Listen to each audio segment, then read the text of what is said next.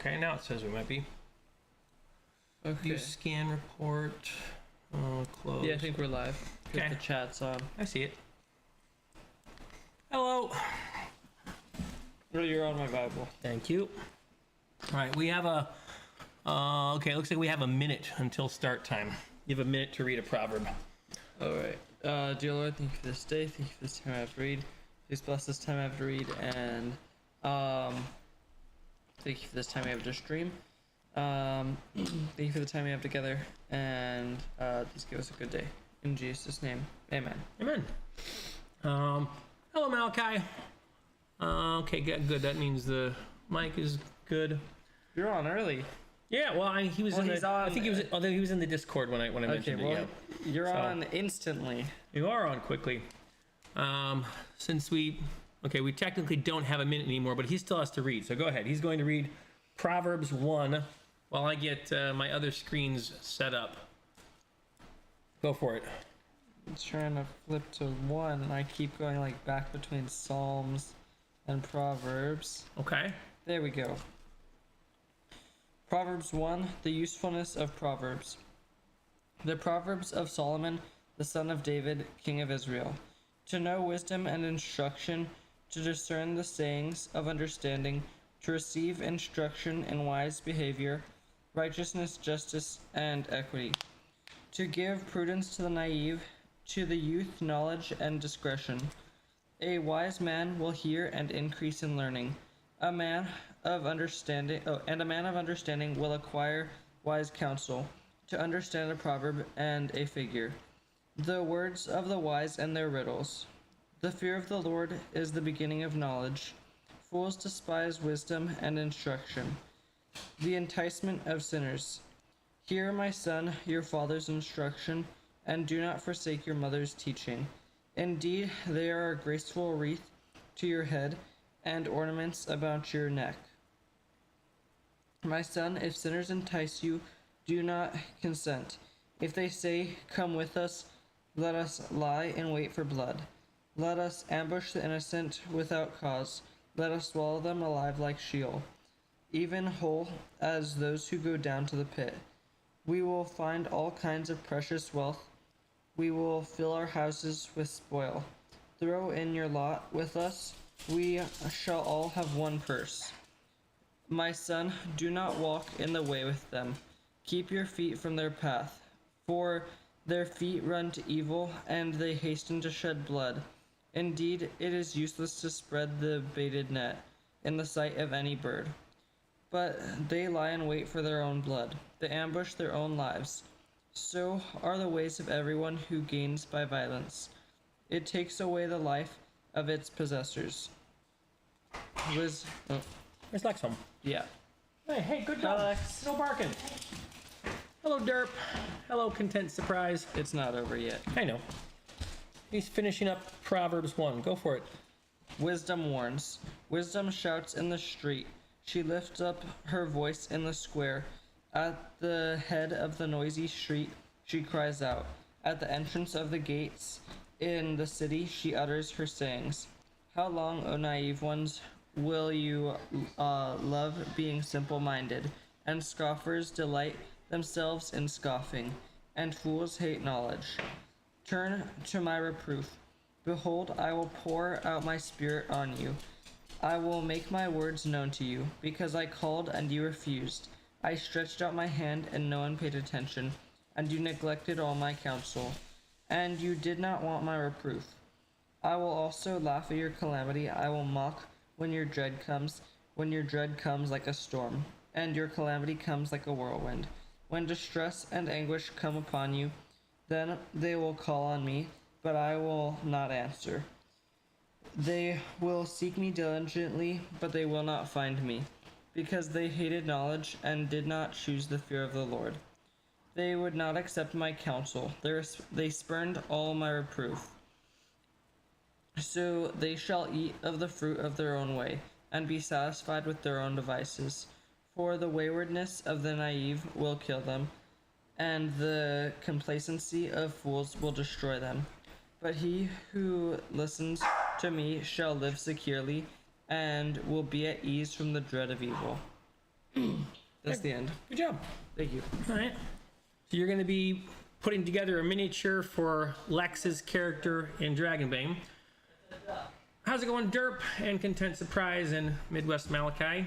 Everyone else is here. I thought I would go through some of the comments from the video I made the other day. I was asking how do you keep politics out of your tabletop RPGs?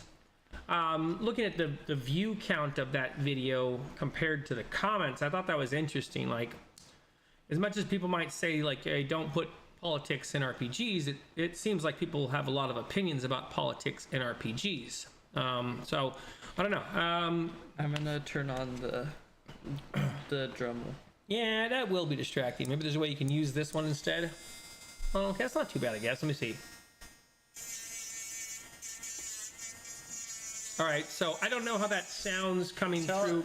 People on the chat, tell me if it's too loud. Yeah, if that's loud, just let me know. Yeah. Abu Mustard says, good morning from Sweden. Listening in while getting ready for uni. Keep up the good work. What is uni? And Content Surprise says, I'm good. Though I hate going to bed early. I have a hard time going to bed early. All right, no, I can't think while it's happening. Is there another part of the miniature that you can work on that is not the drill? Can you cut apart pieces or something? Probably. Okay. Yeah, if there's something else you can do, it's just like even if other people can pay attention, I can't pay attention. Okay, so university. Okay, thank you. Yeah, Content Surprise. I don't. See, I'm trying to think of the earliest I end up going to bed. Like, I think the earliest I go to bed is like midnight most nights. And that's even like waking up at like 6 in the morning sometimes. So you don't. You're starting to become like AJ Hennings. Yeah. Where I stay up too late and I get up late. You live on 3 hours of sleep. So, anyways, if you guys have thoughts and opinions, I don't know. There was a few comments that I went through and I thought they were interesting about the politics at the table type of stuff. Yeah, I guess it's been on my mind since I put the video out. I guess the whole situation's kind of been on my mind. You know, like having a game session going with someone, and then, you know, conversation turned to like, hey, what's going on in the world, and then that spiraled out into we don't get to play anymore. So I don't know. I've been thinking about that a lot. I think that incident with that person, I don't want to say it radicalized me, but you know, I was really working hard to be kind of centrist about things. I was really working hard. Why are you handing this to me? What do you think of it? Like, do you want to keep that miniature? It's a pretty good looking miniature, right? I mean, that's kind of cool looking. Yeah. Were you about to chop it up or something? No, I was. If you said it's just okay, I was gonna chop the midsection off and glue it onto the. Oh no, that one's pretty cool. Yeah, who was that for? Who's that for? You for Lex? This is for Lex's miniature. Oh, okay. And you do what you want. You do it if you. No, we usually use this one for making. Right. For like. You figure it out, okay? All right. You figure it out. If there's one you want to chop in half to put into another one, you that's up to you. You go for it. Anyways, that was my thought. I also wanted to take a look at there's a game coming out called Deliverance. It's an interesting game of angels fighting demons. I find the idea of it interesting. I'll probably get to that towards the latter half of the stream, I guess, depending on how things go. So he's going to be working on miniatures, so I'm going to shift this over to the other view while he works on miniatures. There we go. And there we go. I got a camera down here so you can still see him cutting up miniatures. Actually, that looks right. That's good framing. We'll keep that for now. All right. I'm not gonna read all of these because some of these were like book dissertations. These like there were some of these comments that were really long, trying to explain like a lot of, you know, heady stuff. And while I understand what they're saying, it's a lot of words to go through. Krem says, "Cool, angels and demons at the tail end." Yeah, there you go.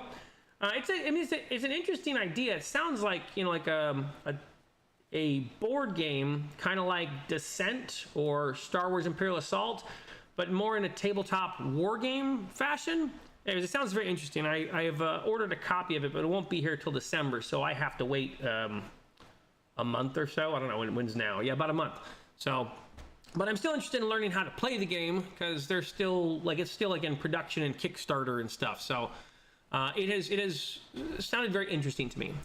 I pinned this comment recently by Archaeo Matt. This person has their own YouTube channel. I just noticed they have 170 subscribers, and I liked this comment because it made a very interesting point that I hadn't thought of when I was talking about the Mass Effect game a little while ago. Yeah, about a month, Krem. What's up? I'm still trying to find an upper body miniature. All right, you go look around.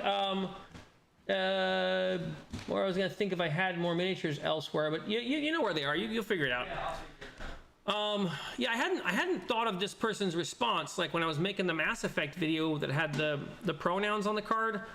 Anyways, I thought this was an interesting take. Archaeo Matt says, I suppose the short answer is that you cannot keep any players, including the GM, can't keep any players' personal, social, political theories and philosophies entirely out of their characters' thoughts, opinions, and beliefs, etc. I think that's a really good point. It is difficult to separate oneself from your beliefs and your feelings and stuff. So, fair point. I agree. The slightly longer answer is be pretty definite about the socio-political goings on in the politics of your game world, and insist that while in the game, characters must remain grounded in their specific circumstances in that specific world. So keep in-world politics in-world and try and keep out-of-world politics out-of-world. Additionally, the group should agree that the game time is not the time to engage in potentially disruptive out-of-character chit-chat. I think all of that is helpful, and I agree. The unfortunate reality, though, is that we are now dealing not with real-world politics, but with real-world politicization of people that are simply regurgitating things that have been programmed into them by not just politicians, but also political commentators through social and mass media. And I think the interesting thing about this point is that I think both sides of the political aisle could agree, and even a somewhat centrist like myself can go, oh yeah, that's totally true. I can see where I'm watching something and going, oh, this is trying to program me, right? I think both sides agree that the other side is being, propagandized. And, so thereabout, you can probably go, oh, what if I'm being propagandized? At least, that shouldn't be too hard to do. I don't doubt their beliefs or the commitment to those beliefs, but I do question whether or not any critical thought has been put into the adoption of those beliefs. To put it bluntly, I think we have reached a point where many people in the industrialized West, possibly even most, have had their worldviews co-opted and weaponized for a final showdown between the tyranny of the nanny state and the tyranny of the corporotocracy. I think these are interesting points that they're making, and I'm gonna go through the midsection here and skim through this and go to the last point that they made, because this is why I pinned the comment. I thought this was a very interesting point about pronouns on the card. On a lighter note, though, if you want to have some fun, go back to your video comments for the one about game companies printing pronouns on the character cards and ask the objectors if that doesn't remove the agency of the player to reimagine that character in the way they want to play it, even if that does come from an established intellectual property. I think that's a really good point. What if I want to play Liara and imagine Liara as a he, him? Now this game company has decided that I can't play Liara as a he, him. Liara has to be a she, they. Interesting point. I thought that was well made. Cheers for choosing to go ahead with the discussion of a volatile topic. I'm not sure I'm feeling the cheers to go ahead with a volatile topic. I didn't think it was that volatile when I brought it up. Apparently it was. I got the sense that a lot of people were saying, like, look, just try and keep politics off the table, right? Like, just keep the political things off the table. But at the same time, you can totally, like, subliminally or carefully craft politics into your world setting. And I don't know, I'd be interested to hear what you all think about that. Like, is there a political topic that you keep in mind? Let's say you're a DM and you've got like a political topic you want to discuss at the table. and you sort of stealthily craft it into a situation between like orcs and goblins or humans and elves or something. And so you underlie it in there, and maybe your players read into it, maybe they don't. Again, I'd be interested to hear your thoughts about that. But that was the thing that I got. Like, I got a lot of these comments were like, it's fine, you can bring political stuff in, but you just have to bury it in the lore. And once you bury it in the lore, then no one can complain, because really, what are we talking about? We're talking about dwarves and elves, duh. You know what I mean? Like, and to me, that's like, all right, I get it. I agree. I can definitely do that. I'm totally allowed to do that. I don't know. To me, I'm kind of going like, I wonder what the difference is, right? Couldn't you have players going, they secretly threw a MAGA cult into my game and I wasn't ready for that, or I didn't want that? I don't know. I'd be interested to hear your thoughts. Cram says, reminds me of Dungeon World. Sometimes things are written and objected to. Other times they aren't written and they leave room for imagination. It makes sense. Right, yeah, if you don't spell something out exactly. That was kind of a point I was having, talking with one of my players. We were playing Dragonbane, and one of my players had picked a wolfkin, and they were asking me, like, so tell me about the wolfkin in this world, right? And there's like a paragraph blurb about the wolfkin, and I read through it, and I'm like, there you go.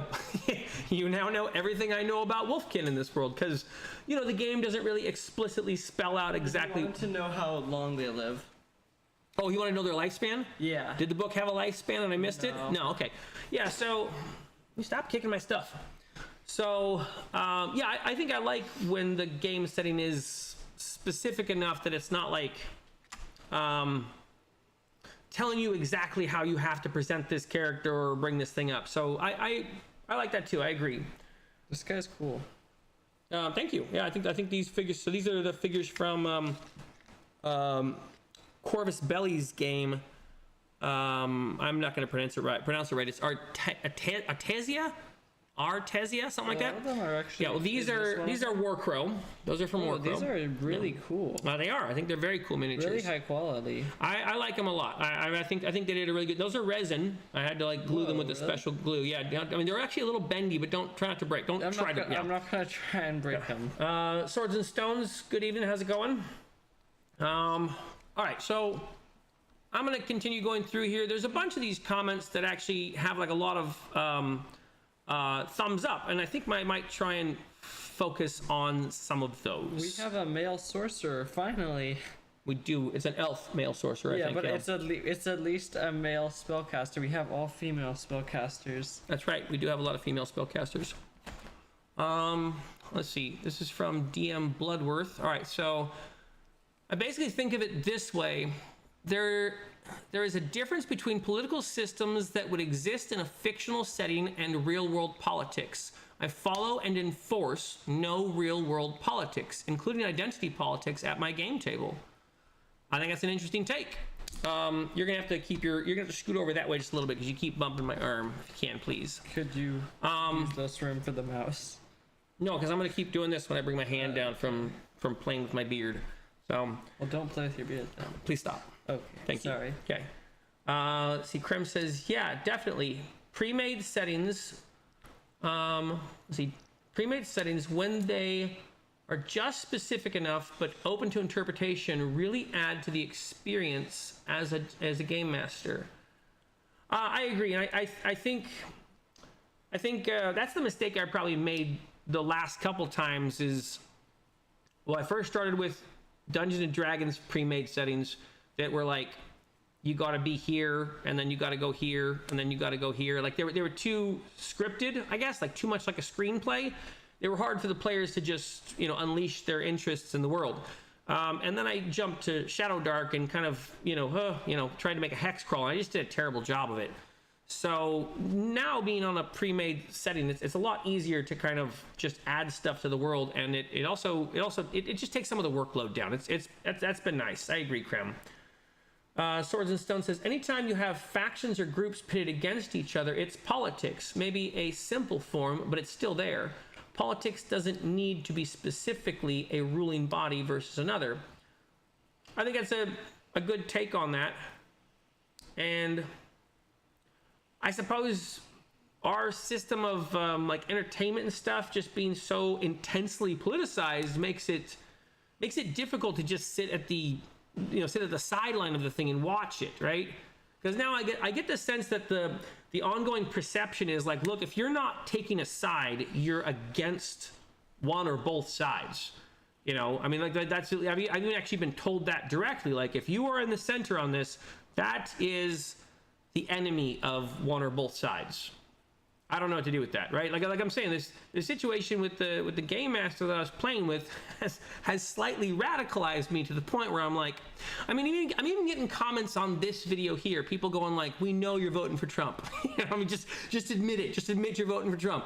And I'm like, I don't know how to explain this. I'm probably not going to vote at all. I don't think I've ever voted for a presidential election. I don't believe in presidential elections, right? I either think it's a trick, or if it's real, it's stupid, right? So I just don't believe in them.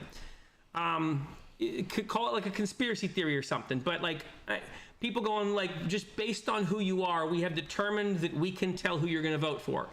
And I'm like, you know, I was really trying to be obscure and like not be throwing that at people, but just having any opinions against the norm puts me in some Trump side or something. Like, I don't know how to respond to that, right? Like, I don't know how to, you know, not be a little bit radicalized by it.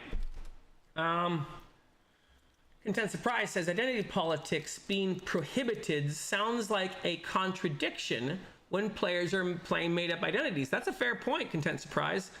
Identity politics being prohibited sounds like a contradiction. Interesting. Yeah, you know, that's a fair point, right? Because we are sort of playing in an identity politics idea, right? So I can see that being a good. I see your most recent comment, and that's why I'm laughing. Content Surprise. Presidential elections believe in you. That's what the Christian argument used to be, right? You don't believe in God, God believes in you. Yeah, I don't know if I have a good counterpoint to the idea of identity politics being prohibited and that being a contradiction because you're playing in a sort of meta identity politics game. That's a fair point. I'll have to think about that. I appreciate that pushback. Here, is this too loud? That's not bothering me, but okay. If the drilling is bothering you, just put a thumbs down, give a boo or something, okay? It's already bothering me. Let's see. Swords and Stone says, it could be a village's view of how to structure their family as opposed to the village down the road. Okay, yeah, good point. Just differences in opinions can be accumulated to look to be a political, hold on. Just differences in opinion can be, okay, I can't do it. You gotta, yeah, no, it's just this grinding sound in the back of my head. Thank you, I appreciate it. Hang on. Okay, just difference in opinion can be accumulated. Look to a political points of view. To look to be a political point of view. Let's see. You know, yeah, okay, I can see that, right? Because there was that argument a long time ago. You know, like where people were arguing against like the family. You know, like to subvert the family. So you're right. Even the point of the family can kind of come into a political framework where people are arguing it. And you know, that's obviously one of those places of potential contention, right? You could make an entire community in your tabletop RPG that is structured around the idea of families and you know, family interaction, something like that. So, I mean, even to the point where you get systems that are designed around politics. It's like the entire mechanism of the system is political. And I've noticed that a few times, so I don't know what to do with that, but I get you. Krem says, let's see. Yeah, 5th edition adventures are really scripted, like a theater play or TV show. Curse of Strahd being more of an outlier and more of a point crawl. Interesting. I've heard a lot of good things about the Curse of Strahd, and I have, you know, I'm like, oh, hey, that one sounds like it's a little more like you're describing, like a hex crawl or point crawl. And maybe that's an exception. But the few campaigns from Dungeons & Dragons that I have looked at very much felt like I was pulling my players by the nose from this place to this place to this place. And it doesn't really give the characters a lot of freedom to move around and just do what they want. Krem says, totally get that. It's your right to abstain from voting too, man. I appreciate that. Thank you. I have heard the opposite also. Midwest Malachi says, yeah, see, I don't think it's possible for your world view to not bleed into your gaming, since politics is often where worldview get into a lot of fiction. I don't know if it's realistic to avoid them in game. That's a really good point, right? Because if you are trying to avoid all of your beliefs, you're probably going to be playing a pretty husked out and empty feeling world. You know, like, I'm guessing as a dungeon master, each of you can tell me if I'm wrong, but I'm guessing when you guys are running games, you put in like villains that would be frustrating to you. You know, like you put in villains that are doing things that you perceive are evil, right? And then you put in like, you know, victims of those villains, and like but you gear all that stuff out based on your perceptions of like right and wrong and good and evil, so that when your players eventually come across it, they respond the way you hope that they will respond when they encounter the evil that you've conceived of, right? Like if all of the bad guys you conceive of in your world are just like morally ambiguous shade of gray characters that had like hard childhood issues, whatever, it's going to be difficult for your players to come up against them without eventually trying to side with them or something. So I don't know, you guys let me know when you are crafting a world, do you inject your ideas, beliefs, and politics into it? Let me see. I'm gonna go down and find another one that has a bunch of, all right, let's see. Yeah, here's one. Keep all political discussions in the gaming space about the politics in the game world. And setting in nothing else. Any disclosure about real life politics should be soundly discouraged. If anyone insists on pushing the topic, consider removing them from the game table if they simply cannot stop. Games are meant to be escapism. Current day political discussions have no place there. I find that interesting, you know, because even if you're putting together a world with fantasy politics, aren't fantasy politics very similar to real world politics? Like, okay, is there a difference between fantasy politics and real world politics, right? In the fantasy setting, you got like racism between like dwarves and elves, right? You have like cultures like the orcs and the goblins that are like they're living in the forests and stuff, right? And then you have these other races coming in and displacing them, or you have like, you know, halflings trying to live peaceful lives, like, right? There's like, these are real ideas that are fantasy ideas. Am I wrong? I'm curious. What do you think? Let's see. Okay, the drilling is a bit distracting, but my voice seems to be above the sound. Okay, thank you for letting me know, and thank you for chilling on the drilling. Yeah. Let's see. Kram says, yeah, Curse of Strahd was a real outlier, which makes sense. That adventure was brought forward from older editions. Interesting. Okay, I didn't... how old is it? Is it like first or second edition? And has been refined quite a bit since it was originally printed. Derp says, politics intersects with everything. Entirely politics out isn't practical. Having a group that agrees to not focus on real-world politics is usually important, though. Game time is for games. I agree with that. I think I agree with that 100%. I understand what you mean, and I like the point of that. I like the idea behind that.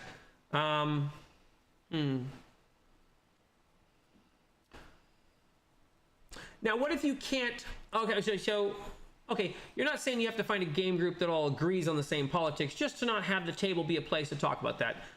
Yeah, that's a good point, Derp. Thank you.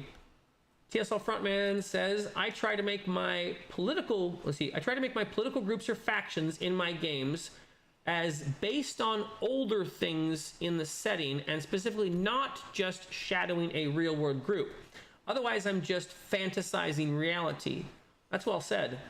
So, okay, so how do you take a faction or group in your world and add fantasy politics to it without having them being some form of extrapolation from real world things, right? Like, because I'm sure intermixed in it, you're going to find all sorts of different parallels. You know, I mean, I guess I know the answer to the question already. I'm not trying to keep circling or whatever, but it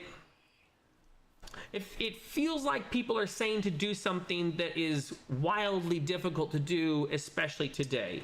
You know, I mean, I happen to have a pretty good game group. Like, even though like 2 or 3 of the people in our game group, like, I disagree fundamentally on, like, we disagree on first principles, but we still have a game group, and we managed to, you know, get our game group together. We talk about, you know, what they did that week or whatever. We don't talk about elections or whatever. And we managed to not beat each other up. And I think there's an in-person factor, like, where there must be something about being in person that makes a big difference, because, you know, I don't know, it hasn't worked out online, at least for me. You know, I've had one game group that just fizzled out, and I have the perception that another game group I'm in is probably going to do the same thing, and that's coming from, like, the fact that, you know, here on this channel, I'm not shying away from the political stuff, you know, or at least the stuff that seems like, I don't even know how to explain it, because it's like, early on when I was first talking about these games and I mentioned something that I thought was kind of adjacent to political stuff, people were like, yo, stay in your lane, you know, or we had the suspicion that you were going to try and make, you know, a gaming channel that was adjacent to politics or something, you know. It's like, and that felt really gaslighting, because the more I've looked into tabletop RPGs, I'm like, no, there is a lot of politics baked into a lot of these systems, and to say otherwise, that doesn't feel genuine. That feels disingenuous to state that that's not true. And so, like, now here I am, if I bring up, like, oh, this seems like there might be some politics in here, like, I'm crazy for bringing it up. I don't know what to do with that. Let me keep going here. Let's see. I stabbed myself and it hurts. Did you stab yourself? Is it bleeding? Yeah. It doesn't look like. Oh, okay. It's a tiny little one. You're gonna be able to be okay. No, but it hurts because it went into your finger deep. Are you gonna reopen it? No. Okay. No. It went like that, and it slid really fast. Be careful.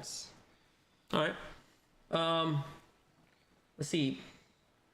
CMOTD says, how can you come up with fantasy politics without pulling from real life experience? Yeah, that's my question. How do you come? So, I mean, like, at some point you're going to come up with a fantasy politic. I mean, even like something ridiculous like the GW. What's GW's game? Warhammer. Even something ridiculous like Warhammer is based on, like, real world politics stuff, right? Like, the Space Marines are supposed to be, like, I don't know, evil Christians or something, you know, like, I think, and then the aliens they have, like, real world, it's based on, like, England's view of the church or something. It's supposed to be like a dark comedy. At least that's what I've been told. TSL Frontman says, also, this has been a great discussion so far, just caught up on double time. Thank you so much, TSL Frontman. And anyone who is able to listen to me meandering about this and not get offended, I really appreciate that, because I get the sense that there is a lot of not just division, but, like, polar opposites, you know? I don't know, I'm not going to go too far into that. Would you knock over? Okay, you put it back?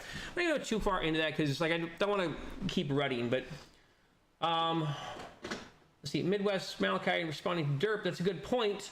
There is a big difference, some politics bleeding in versus the politics being the focus of the game. Yeah, I suppose you could have the central core premise of your game being a political oriented game, you know, like build up the kingdom or whatever. And I guess that really depends on the interests of your players, because, right, you might get a group of players that's all like, we want to negotiate trade. we want to do the Star Wars Episode 1 plot, like, right, where we're doing, like, trade negotiations between aliens and stuff. In a totally different group, it's like, so can we kill those aliens? Let's see. CMOTD. I'm gonna try and pronounce that. Kamotd. There's too many consonants for me to pronounce that. Kamatada says, I think pulling from history is a better way to add depth to politics. But the trick there is that I would have to read. I'm just kidding. No, that's a good point. That's a good point, because I could probably learn just a little bit about like Greek history and take a lot from that. So very, very valid point. Same thing with like, I could even look at like Arthurian legends. Interesting. The ultra-American TTRPGer says you can absolutely play TTRPGs without getting politics and ideologies involved. All right, let's hear it. Governments in-game shouldn't resemble anything from the real world. TTRPGs is an escape for a majority of people. I'm pretty sure I agree with all of that, except I'm not sure if I agree with the first part. You can absolutely play TTRPG without getting politics and ideologies. Maybe the ideologies. Maybe I can leave the ideologies aside, or I can have muddled ideologies. Where are you getting your inspiration from? Yeah, I'm gonna have to get inspiration from. Okay, even if I go with like science fiction inspiration, like Star Trek Next Generation, all of its political ideas in Star Trek Next Generation are all pulled from like real world stuff, right? I mean, like the same thing with like Lord of the Rings. Lord of the Rings has politics, but it's all real world politics. Narnia has politics that are related to real world. Arthurian legends were obviously historical and related to old world legends and things, but related to politics probably back then. At that time, right. So I agree with the premise. I think the thing that we're getting like hung up on, you guys can tell me if I'm wrong. So, at no point should I just be drag and dropping some kind of current American or European political party and putting it in my world, right? Like maybe I rename it, you know, and their name is like in Pig Latin or something, but you know, like in no way should I do that. But I'm probably always going to have some, you know, I don't know, socialist party or capitalist bastards or something. Like there's going to be Pinkertons in the world, right? Like, I mean, here, there you go. Here's a question. Should I not put Pinkertons into my tabletop RPG? Who's Pinkerton? Anyone want to type up who the Pinkertons are? Because I'm probably going to slaughter it. They're like some sort of political, I'm going to get this wrong, but they're like some sort of political company that is based on a family, and they come into like legal situation. You know, someone write it out, because I'm not even going to be close, but I know the general idea. They're like political police or something, or company police. You got to think of them as like company police. Let me spit my gum out. Anyways, can you put Pinkertons into your game? And I would consider the Pinkertons, like that idea of like corporate police type of thing, to be something political, right? Like at its core. But the Pinkertons are an interesting idea. Can you not have them? Let's see. Krem says, sure, Curse of Strahd was originally published as part of the I series of modules in 1983. That is like 2 years after I was born. That's a long time ago. It was originally called I6 Ravenloft. Interesting. Though I believe the story behind its creation dates back to 1979. Thank you for letting me know that. It can be difficult to avoid inspiration from real world, TSL Frontman writes, real world cultures. So I start from scratching in the setting, okay? I pick a unique place, I put people there influenced by geography, and I add a moral complication. That's a good way to do it. I would be curious. Okay, so I'd be curious in doing that. Let's say you do that. Like, okay, here's the river. Here's this tribe. Here's this tribe. They both want access to the river, but like they hate each other's faces or whatever. How many times have you done that thing and then come up with a situation where you're like, oh, that's kind of similar to some group in the real world? Like, have you ever done that and been like, oh, this is adjacent to something that it really exists? I'd be curious to know. All right, let's see. It can be difficult to, no, I got that one. Okay. Diplomacy is a game about politics. Okay. Right. And I think there's a lot of interesting ways to play a diplomatic game, you know, like where you're trying to where you're trying to do that risk thing and like make a promise to this person for a short period of time and then a promise to this person and then, hey, you don't attack me for a couple turns, right? But in a tabletop RPG setting, that thing can get really, you know, developed and intricate, right? Where you're like negotiating this and that and trading off your children or something for, you know, betrothals or whatever. So I think that's an interesting, I think TTRPGs would be an interesting place to explore diplomacy and the politics of a world. Also, like, the choices don't really actually matter, like, in the grand scheme of things, so it's a good place to test things out. Sure, right. I mean, like, tabletop RPGs on their own are a great way to play out ideas and to let your table play out their ideas, because thinking is the way your thoughts can die instead of you, right? You can, like, oh, let me imagine myself jumping off the balcony like Tom Cruise. Yeah, that probably wouldn't work out well. You know, I mean, and you can play out your power fantasies, so then you don't have to play them out yourself and get yourself killed. Sure. What's going on? Snack time? Drive time? Okay. Drive time. Hey, go with mommy. Hold the rail. Hold the rail, buddy. Thank you. Sit on the one step. Okay. Let's see. Content Surprise says, I may have different beliefs than you in some ways, but you are a very genuine person. I'm going to take that on face value. I'm going to assume that you mean that, Content Surprise. I appreciate that. Thank you. What happened, Riker?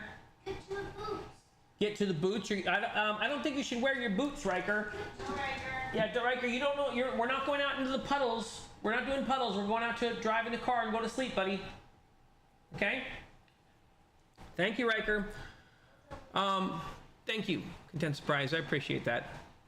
Krem says, I think 1983 places the module pretty firmly in AD&D First Edition.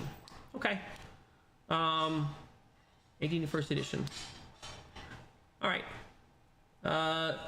Nixit says, anonymity of online discourses. All right, I haven't read the rest of your comment, but I already think this is a brilliant point. Anonymity of online discourse allows for the lack of repercussions which could occur in a real-world situation. That is so true. That's how you can get people that's the whole like Call of Duty chat room thing, right? Where you get some 11-year-old just cussing people out in the Call of Duty chat room, and it's like, oh, bro, you would not be doing this in real life. No, that's such a good point, and I think it really it distorts the interaction to the degree, like, right. So, because I was talking earlier about, like, I think our game being real, like in a real world setting, definitely helps. And I think you're helping me make my point for me. The online game thing, it's got to be a lot harder, right? I mean, I've only had 2 online games. Is that correct? Hang on. I think I've only had 2 online games, and one of them groups. Two online groups, right? Like both of them have gone for a little while. One of them dissolved, right? Just because of differences of thoughts and opinions. And then the second one, I'm like, I think it's getting close, right? Like, it's getting to the point where it's like the differences of opinions. See, here's the thought I had in the car as I was driving home tonight. Is like, is it okay for someone to have different thoughts and opinions from you? You know, and like, if you're asking me that question, I'm like, yes, and I think they should, right? Because I mean, like, the summary of my experiences has led to me to believe certain number of things. I don't think everyone should not believe in the moon landing, okay? I don't really believe in the moon landing. And I know that's a stupid, silly thing to not believe in. I'm not a flat earther, right? I've been around the globe enough to believe that the globe is real, but I don't know. I think I was probably watching Capricorn 1 when I was a kid. They made this movie back in like the 70s or 80s with O.J. Simpson, and like they stage a fake moon landing, and that movie, and like, make it look really real. Oh no, the premise of the movie was that the moon landing is fake. Hollywood made a movie. Like, it blew my mind as a kid. I was like, whoa, maybe that's real. You know, I saw that movie when I was like 10 years old. And because of my experiences, like, that leads me to this place where I'm like, yeah, I don't know if I believe in the moon landing, right? I don't know what to make of that. I'm not like telling people that Bigfoot is real and that the earth is flat. Like, I'm not. Bigfoot is definitely not real. Okay. But the point is, you know, for me, I'm like, I don't expect anyone else to believe that. And in fact, I would find it reasonable for you to think me a little crazy for thinking that, right? It's totally okay for you to be like, yeah, it's pretty nuts. Let me see. Cram says, by the way, cool to hear you meander. I don't have much to say on the actual politics, but it's neat to listen to. I appreciate you saying that, Cram. If I weren't doing this on live stream, I'd be just doing it in my own head, or I'd be badgering this guy with it. He's pretty fun to talk to because he already has like his own thoughts and opinions, and I can't convince him of anything that I can't convince him of. Like, there's you back me up on this. No. Is it easy for me to convince you of something that you don't agree with right away? No, like you have your own thoughts and opinions made up on stuff, and if I try to convince you of something that you don't already believe, it might take an hour of me talking to you. it could take longer. It could take like 3 hours. Okay, it could take like and maybe like over the course of a few days we'd have to keep coming back to it. This guy is super, what would I say, like discerning? I don't know. Scrutinizing. You know, like even like if we're gonna like play a game system or something, he'll look at it, he'll be like, nah. You know, and it's just like, no, I'm not doing it. And so then I'll have to like take him through the steps and like, but this part, you know. So like, remember the Dragonbane video that we made? Making that Dragonbane video was what got him interested in playing the game. But like, if we hadn't made that 20-minute long like Dragonbane video, he'd be like, nope, I'm not interested. No, that wasn't it. I liked Dragonbane when we first played it with Steven. I thought we made the video before we played with Steven. Oh, I'm wrong? Okay, I'm getting it backwards. All right. See, he's hard to convince of things. Thank you for proving my point. Let's see. All right, let's see. The Ultra American TTRPG says, I've watched the Lord of the Rings trilogy multiple times, and politics has absolutely no premise on the overall story of the series, unless you want to consider orcs and elves political, which is a stretch.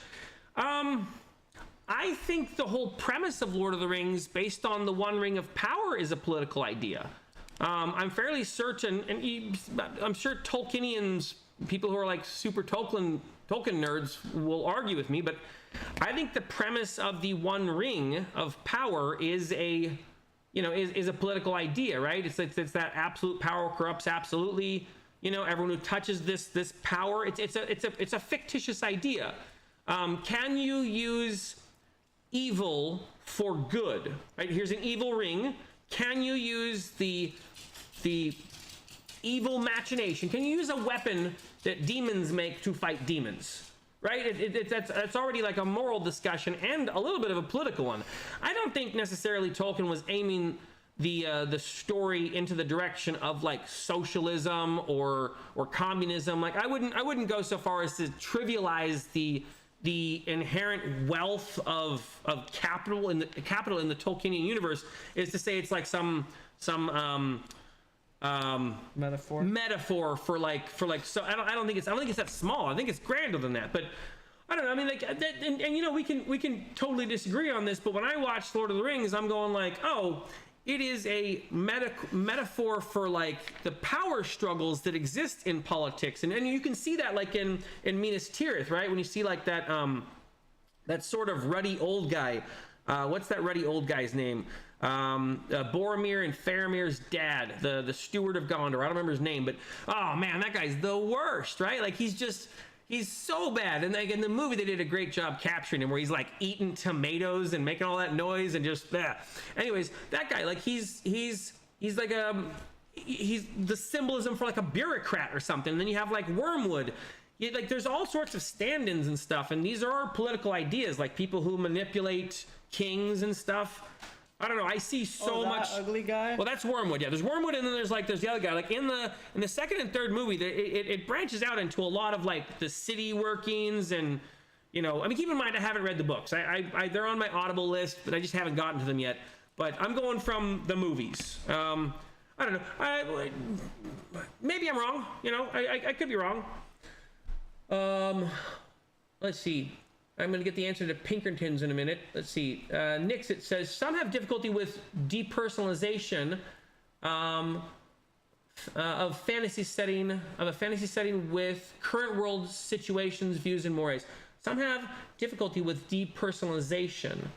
I'm trying to think of what you mean by depersonalization, like the taking of the personhood out of the thing in the fantasy setting world situations. Okay. If you can, tell me what you mean by that, Nixit. I get the general idea, but I'd like to understand more. Content Surprise says, the term is used to describe a group of people hired by a company to come in and assault and harass people. Pinkertons. So Pinkertons, group of people hired by a company. Okay, cool. Thank you for clarifying that, Content Surprise. Pinkertons are like private investigators or cops that were historically notoriously used in labor disputes, and they still exist. Right, I heard that Wizards of the Coast used Pinkertons to go harass, I don't know, streamers or something, like YouTubers, like a couple years ago, or maybe even more recently. Anyways, I would find, okay, so just by that summary, I could easily have like some sort of corporate thugs in my world, and now I'm basically making a manifestation. Now I'm basically making a manifestation and expression of the Pinkerton idea in my world. I guess it's kind of hard to avoid like politics in anything. Politics are kind of like in everything. I wonder, okay, when people say keep the politics out of the gaming, I wonder if they mean keep the politics I don't agree with out of the gaming. Let me know what you think. Because I can imagine, and I don't even know what to do with that one, because like, let's say I was a player at a table and someone put like some sort of political situation in front of me and I'm a player here. Like now I get to respond to this political situation, right? I mean, isn't that kind of interesting? I'm not sure. Hold on. I gotta move my mouse because everything just went dead. Can you help me with this? What am I gonna do? Get this thumb off. I gotta hold this and this. Okay. Oh my goodness. You glued your hand to yourself. This hand is definitely going to get glued on. Okay. I'm just trying to get it to stay. All right, let me see. There was Pinkertons. Okay. Peter Bastedo says, if I introduce mercenary companies into my campaign, I would base them off the history of Italy, but I would use that as inspiration, not follow the political events of the time period. That's an interesting point, and I think that's probably smart, because you would shoehorn something into the game that doesn't apply properly. That's a good point. Nixit says Ravenloft was created by Tracy Hickman. Thank you for letting me know. Midwest Malachi says, being too on the nose about politics is almost always boring and offensive. I think an exception to this is one of the episodes from the Clone Wars. You'll have to let me know what that episode is. I think I've seen the entire series. I'm almost done with it. I would say I'm a fan. Yeah, he watched it with me when he was like 6, and now he's rewatching it again. I'm almost done. CMOTD says you need politics to know who is in power and how they keep that power. Who is trying to get that power from them? Those are very good points. So my question would be, like, when you're going to go characterize that power, do you ever take inspiration from like real world historical characters? Not necessarily modern ones, but like, I don't know, maybe you throw like a Machiavellian character in there, or someone who resembles like a, Helen of Troy or something, right? Let me know. Let's see. Okay, I just glanced at Chevron's telling me I might be a little bit crazy about the moon landing. I get it. I understand. Let's see. You need to. TLC Frontman says, I've done some situations that are based on movies, which feels similar to copying reality.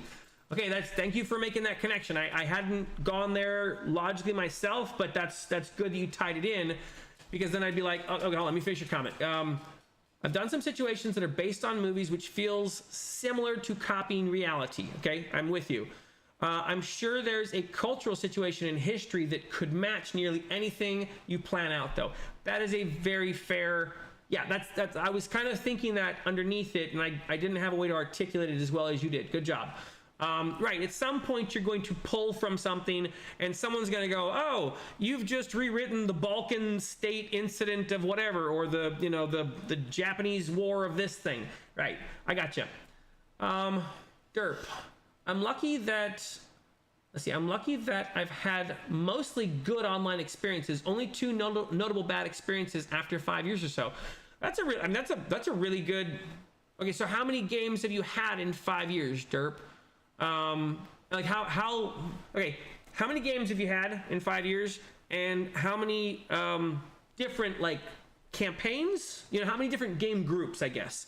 Yeah, I would be curious what the ratio on that is, because, you know, 2 doesn't sound that bad, and I think I know about 2 out of 3 is pretty bad if you had 3 groups. Sure, yeah, but I think I know about one of the more recent ones you had, and I'm sorry to hear about that. Let's see. Will says, "Do you do podcast interviews?" I don't. I mean, maybe. No, actually, okay. No, I did. So I did a video with Ticking Time Bob's channel. If you want to go check out his channel, his whole thing is like Pendragon.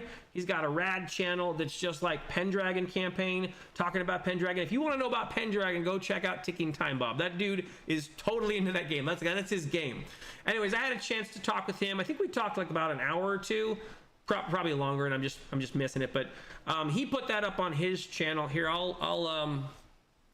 will bring up his channel so you can look at it. Let's see, no, I'm supposed to go to YouTube first. Hang on, YouTube and Ticking Time. So Ticking Time Bob has a channel. So I did a. Why do you have Halo in here? I don't know. Hang on a second. Ticking Time Bob. Halo. Oh, I was looking up Halo music earlier. I was trying to find there's a classical piece that was used. Okay, seriously, it is all one word. It must be all one word. There's a classical piece that was used in a Halo 3 ad a long time ago. Here we go. So this guy has a great channel about Pendragon. And I did a talk with him for, I don't know, this must have been like a month ago, whatever. And then I did one other talk with Troll Lord Games. Let me go to his channel real quick. Wasn't there something Goblin? Thank you. Elder Goblin Games. Thank you.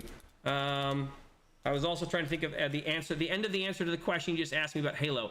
I was trying to look up the classical piece that was used in the Believe ad. It's a Chopin piece called Raindrops. And I couldn't remember the name of it because I wanted to play it for your brother. Let me see. Okay. Elder Goblin Games.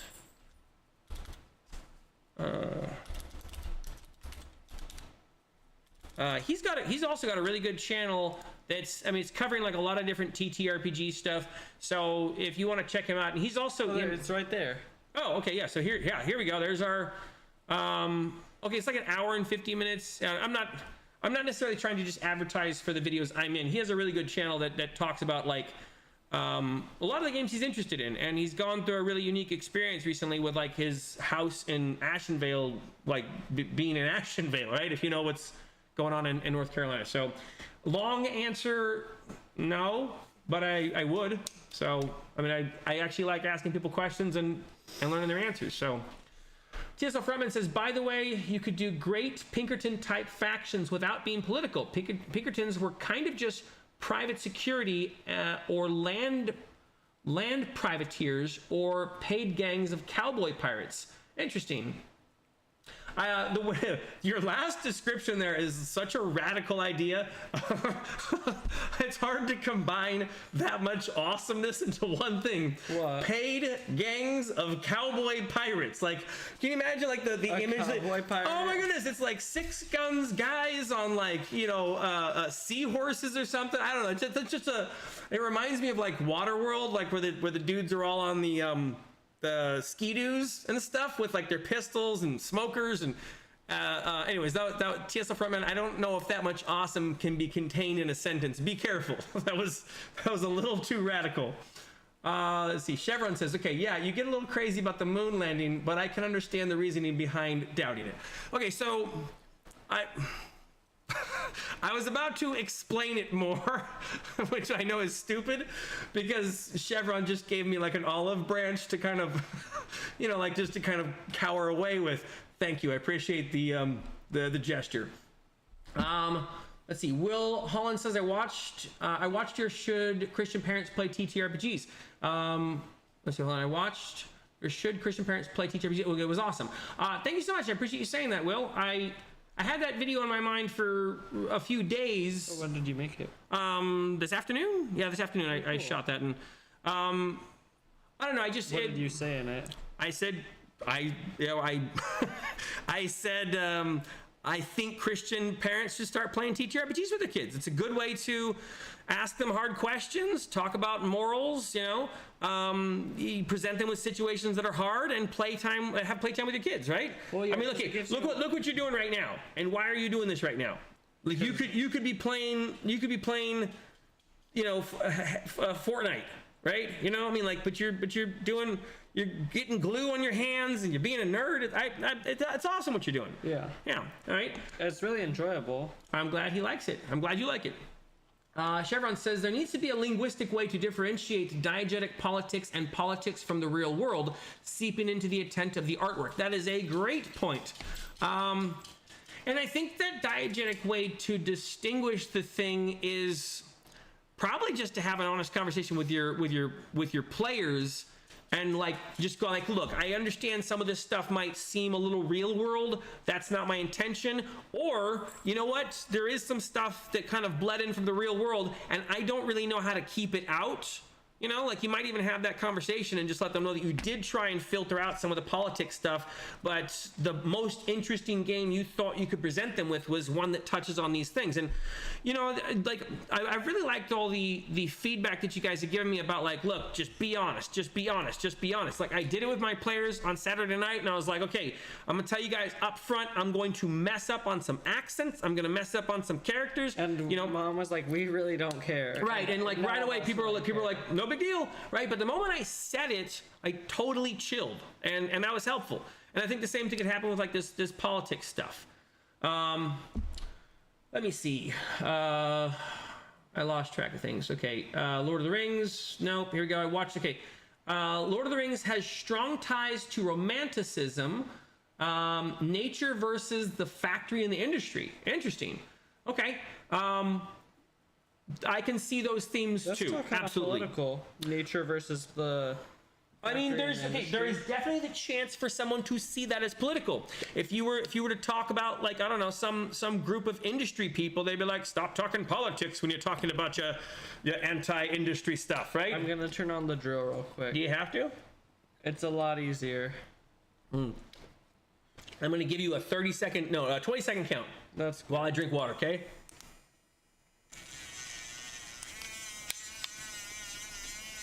While he's doing it, I will switch over for a second to the wide camera. There you go. Show him what you're doing with the two different body parts. So he's trying to make a mallard. So he's trying to make a custom duck figure for the Dragonbane game. So he took this. What are these feet from? A demon or something? It's from like a weird like golem looking guy. Okay, so there was a weird golem that had these like legs and a crouch. Like golem, like. It looked kind of like golem. Oh, okay. So it looked like Golem from Lord of the Rings. So there's like a weird golem monster, and then he took, what is that head from, or what is that body from? It's from like a weird like zombie or something. Zombie. Okay, so then he's merging a zombie body onto a golem body to try and make a mallard person. Where are you gonna get the mallard head from? I'm gonna make it. You're gonna build a mallard head? I mean, this is kind of like the perfect. All right, are you all done with that now? Can I go back? Yeah, this is kind of like the perfect shape. Hang on, now my mouse doesn't work. Come on. Oh my goodness. Okay, hang on a second. Is it gonna work? You gonna work? For some reason, this mouse loses signal. There we go. I got it. Got it. Okay. Not that I'm necessarily reading anything here. Let me get back to where I was at. Okay. Of course, Lord of the Rings is a political story, but this is from Chevron Red. Oh, and by the way, as I'm reading these things, I saw on a couple other people's channels, they have a really cool thing they do where they make the comment that's being read show up on the screen in a highlight. I'm going to try and figure out how those channels are doing that so that I can do that in the future so that you guys can be reading or if along. Anyone knows how to do it. There's a YouTube. I'll find it. I'll figure it out. There's a YouTube video. Harris Heller will probably walk me through it or something. So, anyways, just letting you know, it's on my mind to try and improve the stream. I'm going to work on that. Yeah. Okay.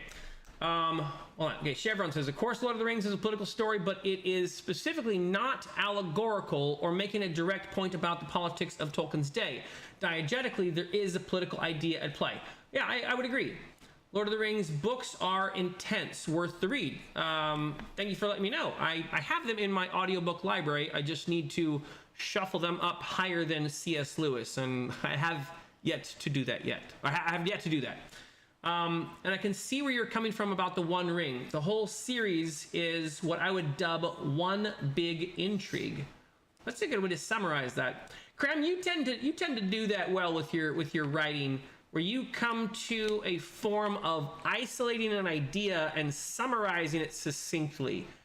Cram, if you are not a writer, I suggest you be one, because you do a really good thing with words. I remember you going through the What is a Dungeon Master, and it took me a little while to get the whole idea of it, but you summarized that like asking hard questions thing. And man, I love that you did that, because I knew that was something I liked about tabletop RPGs, but I had not summarized it the way you did. So thank you. All right, I'm trying to catch up. Let's see. Nixit says, I meant they can't accept a fantasy setting as a fantasy setting and must shoehorn modern current mores in. Okay, I get what you mean by the depersonalization. Okay, thank you for clarifying that. Derp says, I think keeping politics out of gaming is too broad and unattainable.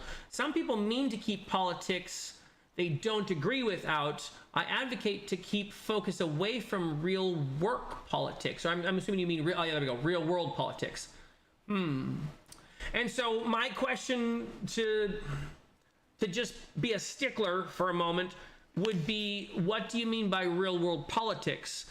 Can I discuss things like, I don't know, indentured servitude or slavery or trafficking humans? You know, I mean, like those are things. What, like, okay, I might have an orc tribe that are capturing people and like selling them as slaves or something, right? Like, or maybe a different race, or but you know what I mean? Like, okay, can I have discussions about, I'm trying not to get to any of the ones that are actually contentious. I'm trying to stay in the staying towards the fringes.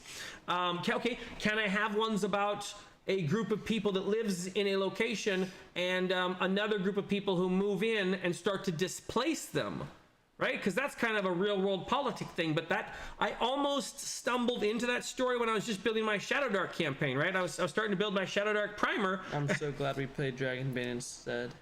I'm happy we played Dragonbane instead too. Although I'm going to take that as a slight to the fact that I was making a primer. So no, I'm kidding. I almost got into that area of like, oh no, I've got like the natives versus the, what are those people? What are the people who come and the colonials, right? Like, and I was like, okay, I wasn't even trying to, but that was accidentally what I stumbled on. So yeah, I would say, what do you mean by real world politics? Again, not to be semantic, but help me out. Krem says, just because there are factions intrinsically tied in with government bodies, even though, just because there are factions intrinsically tied with government bodies, even though we don't see red and blue iconography, we can still point out corruption, which is timeless. That's a good point. And I think that's my argument for why you would want to subtly place it in places, right? Okay. Let's say you are a hard and fast red person or a hard and fast blue person. And let's say you have a table of like mixed players. Couldn't you subtly place some of those ideas that the other side supports in places where you see enemies doing things? What's either going to happen is your campaign is going to get into propaganda territory, or you are going to slowly and subtly introduce new and real world ideas to people, which is kind of the point I was trying to make about playing these games with your kids, right? Like if you are a parent and you have, I aimed the video that I made today at Christians specifically because that's kind of who I was trying to talk to, right? But it could be any parents, like, you know, non-Christian parents. It could be Muslim parents. It could be Buddhist parents. It could be whoever, right? If you are interested in not indoctrinating, but inculcating or enmeshing your children into your belief system, one of the ways to do it is to capture some of the maybe more nominal ideas of your belief system and put your players up against them in some way. So, I mean, wouldn't that work for something with politics as well? You know, whether it be world ideas, like let's say you're someone who's worried about the climate and the way it changes. Right? You could have a world, okay, Wild Sea. Oh my goodness, like Wild Sea, right? Isn't that kind of a climate change story? Just a little bit? I get the sense it might be. A post-apocalypse where, you know, the trees, you know. Anyways, I'm way behind now. Meant can't afford, nope, world, got that. All right, Ticking Time Bob. Hey, Ticking Time Bob, I was just talking about you. Of course, you were probably here while I was just talking about you because I'm so slow at getting to this stuff. Political intrigue is, all right, do you have to keep hitting me with, did you drop? Say, just move your whole chair back, stop knocking it into me. What did you drop? A piece of plastic. Right, is it right there? Okay, I'm gonna let you look for it, okay? Oh, there it is. All right, Ticking Time Bob says, political intrigue is how, let's see, is how okay games become great games. Keep the politics. You know, I might be based though. I GM a lot of political intrigue games. All right, are you all done kicking my chair? Sorry. For a moment, please. Like I'm. Yes. Oh, you got him together? Let me see. Oh, he's not on there yet. Okay, so this is gonna. All right, I have one critique. This does not look like a small 12-year-old girl. No, I'm trying to. Oh, you're gonna try and. I'm gonna slim the body down. It's pretty bulky right now. Yeah. Yeah. Okay. Well, that's why I need to use the. Oh, hold on. I just had an idea. Are you sure one of these things can't become her? One of these. So we got some of these dungeons. Where's here? Let's see. Dungeons and Lasers miniatures. These are like the animal companions. There's not one that could be like a duck. There's not a mallard person. Definitely not. I don't see one. No. Okay. All right. I'll put those back. All right. Ticking Time Bomb says I might be based though. I GM a lot of political intrigue games. I can totally see your point, Bob. I think I'm seeing the thing you're saying by keeping the politics in. It makes a good game become great. Content Surprise says, yes, in some scenarios, a real-world proxy can be fun to deal with in the way, you, the character, wouldn't in real life. Interesting. Yeah, see, that's a really good point, right? You could have a character that you're trying to play that's diametrically opposed to your real-world character. Okay, that's like in Mass Effect, right? I used to play Mass Effect. Oh, man, Mass Effect was one of my favorite video games ever. I played the second Mass Effect game probably like 3 or 4 times to completion, like every single quest, every single mission. And the main thing was it was fun to play evil, right? Like to me, that was the hard part of playing the game because I always wanted to be nice to all the characters and like complete all their side quests and have their hopes and dreams fulfilled. But it was also fun to have that moment where like a person's in the middle of negotiating with you and you shoot the barrel above their head because you're a renegade or whatever. So no, I totally get that. I agree. Content Surprise, that's a good point. Very, very well made point. No, that was Bob. No, Content Surprise was Bob was saying keep politics in. Content Surprise was saying having scenarios with like real world proxy things basically can allow you to play a character that is playing how you think you would it'd be the opposite of you. Yeah, there you go. Yeah, you got it. Krem says most of my intrigue politics at the table are inspired by books from games. Books? Oh, sorry, books or from games. When you say games, do you mean like video games? Let's see. So I'm trying to go over here and scroll down because the chat is going up. Speedrun some comments. I'm working on speedrun comments, but I also have things to say about them. All right, so usually second or third hand from real life. I typically tune out real world politics as much as possible in life. And I'll be honest, I'm going to say I try to do that as well, except I do delve into Twitter probably more than I should. And when I say more than I should, like probably like 20 minutes to an hour a day. And then I'm like, no, I can't. Definitely on Twitter more than an hour yesterday. Was I on Twitter for a long time yesterday? Yeah. Oh, okay. You sure? Sure it wasn't Discord? Okay, right now a lot of my time is being taken up in Discord. Like, oh my goodness. Oh, Discord. Okay. You have a bunch of memes on Twitter. Oh, okay. I do like the memes from Twitter. The memes from Twitter I find hysterical. Nixit says, your character isn't you. Same knowledge and reality. We can... Dude, you're kicking the whole table. We can create gunpowder, but if it's not in the setting, you can't make it. Hang on. Your character isn't you. Same knowledge and reality. We can create gunpowder, but if it's not in the setting, you can't make it. I think he's... I'm trying to say that, like... just because you in real life know how to make gunpowder doesn't mean your character knows how, and doesn't mean it's in the setting. So just because you in real life associate something with a thing doesn't mean your character should make that jump in association as well. So if I'm getting this correctly, Nixit, you are talking about some kind of stopgap in the way between the person's character they're playing and themselves. And I think that requires some incredible self-awareness. Do you know what I mean? Like, I don't think you can just do that on its own. I think you have to have an incredible amount of self-awareness to go, this is me and these are my thoughts, and this is this character's and this is their thoughts. I get the sense that maybe a lot of people who play tabletop RPGs, you can tell me if I'm wrong, they might be projecting a portion of themselves into their characters and essentially playing... You kind of have to. Okay, so there you go. This guy's saying he does, right? I think you have to be able to... I don't think I play enough to find it. I've only played in a few games. So when I used to play Dungeons and Dragons 3rd edition, I definitely was basically just playing me. Like I always wanted to get in fights. I was just doing reckless, stupid stuff. I was just being me. So I think you have to have a lot of self-awareness to be able to play a character that is not you at the table. You let me know if that's what you meant by that. Will says, I watched the Should Christian Parents Play TTRPGs with Their Kids, and I host a pop culture podcast, and one of my co-hosts shared your video with me. I'd love to pick your brain on TTRPGs. I would love to connect with you and have you pick my brain on TTRPGs. Although my capacity for talking about TTRPGs is narrow, since I've only experienced about 5 or 6 different RPGs. I'm learning them, but what I really know is video games. I had a lot of time playing video games, so maybe I get game mechanics, but learning this TTRPG thing, it's taken me, okay, whoever all has been here since, maybe it's been since June or so, it has been a ride, right? And a lot of people here in the comments have been with me through it, just failure after failure after failure, trying... Yeah, maybe you guys remember when I tried WildSea after learning the system for half a week and it just went terribly.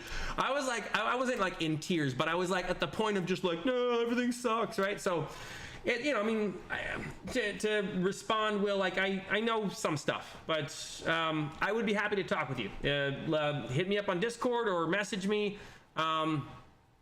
There is an email address connected to this. I don't know if you want to put a comment on this video when it's all done. I will find your comment and then I'll message you my email address and then we can chat. Let's see. Nixit says. You could just tell him your email address right now. I'm fine with that too. Hold on. Let me. Here. I will find my Discord person. Where's my Discord person? There we go. You can find me on Discord. I'm Family Tabletop and Anxiety Free Games. So it's ANXIETYFREEGMES. No A in games. I'm gonna miniaturize that because there's conversations and I always forget to not have that up. Okay. Let me continue. Let's see. There was. Okay. All right. Nixon says current political views are not in this fantasy setting. Don't bring them in. Yeah. Okay. I get you. So that is a good way to have that direct conversation with your players and go, look, if you are sensing similarities, that is a coincidence or it's unintentional. Such as your gunpowder example. I got you. Derp says, in 5 years of online TTRPGs, I have had about 400 games. Wow. That's a lot. Hang on. I'm trying to do the math on that. 400 games. That is like more than, okay, 5 years. 5 years. That is like 100, okay, 100, 200, 300, 400. No, hold on. 50, 200. That's a lot of games. That's more than. That's like 2 per week. Okay, so that's like two games per week. No, less than that. What? It's about 1.25, I think. That's an impressive amount of games, Derp. I assume that was all playing 5th edition. From what I understand, you were mostly playing 5th edition earlier on. Will says, we've done some Pathfinder adventures on the podcast as well. Go ahead and, I mean, if you, I know that YouTube doesn't really like links, but if you have a link to your podcast, feel free to drop it in the comments. Absolutely, you can just drop it in there. I'd be interested in taking a look at it. There's been a few people who have commented in my Discord and put down podcasts that are going on, or discussions. I love watching the tabletop game discussions. Generally, I'm learning something, so that's helpful. Will Holland, you should check out the Discord. Hold on, I lost track of the mouse. There we go. All right.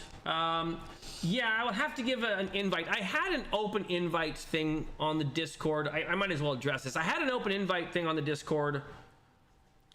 On the YouTube channel, I placed a link to the Discord, and there was an open invite. And I don't have a lot of strict rules in my Discord, which means that a lot of the time conversations got turned into an argument. I even had to like make a whole channel just about politics. And then after I posted the video about the Mass Effect thing, like, you know, that turned into a fight. And then there was like people, you know, I got the sense that I'm just not allowed to disagree with the pronouns thing, you know, and I don't know what to do with that, because I'm not coming at this from like a perspective of like bigotry or something. You know, I have a friend who's mixed up in this whole thing, and I think I explained a little bit of that story in Discord at one point. But, you know, I have a friend who has different pronouns than what they were born with, and, you know, this is a personal thing that me and this person interact with, and I try and interact in a respectful and helpful way to this person, but I don't think that just means affirming everything a person says. You know, like there's an incongruity of ideas just there, and I'm not trying to get into that topic in tonight. We're talking about different politics, but anyway, so the Discord link is not open-ended now because it got a little bit argumentative, and so I'm being a little bit more cautious about the invites. Anyways, we'll figure that out though, Will. Let's see. Derp says, going to be meeting up with another 3 players next year. Going to be meeting up with another 3. Oh, another 3 of the players next year. I gotcha. Okay. AJ Henning says, but. Thank you, AJ. Wait, where? I don't know. It's not. He just jumped in. He just jumped in and said, but. Okay. Let's see. People don't seem to actually mean politics. They mean specifically identity politics. Okay, that is a really good distinction. Hold on, Genreax. That's a really good distinction you've made. I think that's what, you know what? I think you're right, but then Content Surprise had a pretty fair argument against that. If you're playing in a tabletop RPG, you're already playing a different identity, and so there is sort of a meta, let me see if I can explain it. There is a meta-analogous connection between tabletop RPGs and identity politics in that you are pretending to be a different person. I don't know. It's pretty... that is a couple mirrors looking at each other for a while, right? We kind of need to get off in like 30 minutes. Oh, what time? Is it bedtime right now? Well, because I have early day tomorrow. All right, well, I'm going to keep going for a little bit. I'm at least going to try and continue through the comments, and I have a little ways to go. And may I use the drill again? No, you may not use... If you want to go drill in your room. You can drill... I can't think in the drill, okay? But you're welcome to go drill in your room. Okay, let's see. Yeah, I think that's a very good point, Genreax. All right, let's see. The Discord, you say... Will Holland says, Discord, you say, by the way, my game of choice is HeroClix, Magic the Gathering, and Disney Lorcana, and I do love a good tabletop RPG.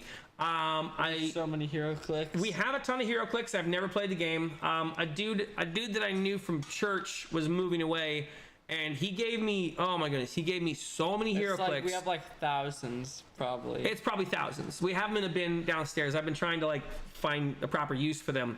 Someday I'll learn how to play the game. Or we could just use them as miniatures. Or we'll just use them as miniatures. But this guy likes making miniatures. So, Magic the Gathering, I'm a big fan. I like playing Magic the Gathering. I've never played Lorcana. I heard mixed things about it, but you know, I'm also not that big of a Disney fan. I know, apocryphal. I like Gaston. All right. Yeah, okay. Ticking Time Bob says 100% to what Jinriak said. I also agree. Dollar Tree has some cool ducks that can be converted into D&D minis. That's a good idea. Interesting. AJ Henning says it was political to Tolkien Bishop. Okay. Dude hated industrious who destroyed the environment. Hence orcs. Interesting. Okay. It was a big political issue post World War II and World War II. Will Holland says, I think that is Super Chat. I don't know if I have Super Chat. And if I do have Super Chats, this chat program doesn't tell me the difference between them.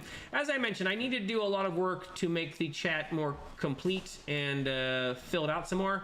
I will try to work on that soon. All right, let's see. I scrolled down way too much. Nope, there we go. Got it. I've seen streamers bring non-super chats up on stream too. Okay, oh, never mind. Okay, so it's a super chat thing they're doing. I get what you mean. Okay, I thought it was something they could do for like all the chats that they're doing. My other thought was that maybe I would actually just put an overlay of the chat onto the screen. So I don't know if that's a help or not, but anyways, I want to work on the stream since I'm not actually using this background at the moment, and I'm distracted from reading comments by reading other comments. I'm just going to go back to Yennefer. All right. Let me see. We're going about Tolkien. Okay, might be some third-party thing. Okay, yeah. I'll have to figure that out.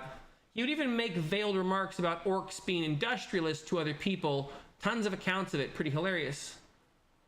Thank you, AJ. Ticking Time Bob says, listen to Phil Dragash audiobook for Lord of the Rings. Hold on. Listen to Phil Dragash audiobook for Lord of the Rings. Superior to the formal ones. If there's a YouTube for that, or if you know where to find that, will you message me on Discord with that, Ticking Time Bob? Will says, is there an email I can email you at to set up a time to interview you? I'll get that to you. And I thank you for the offer and the interest. I'd be very much interested in doing that. That'd be fun.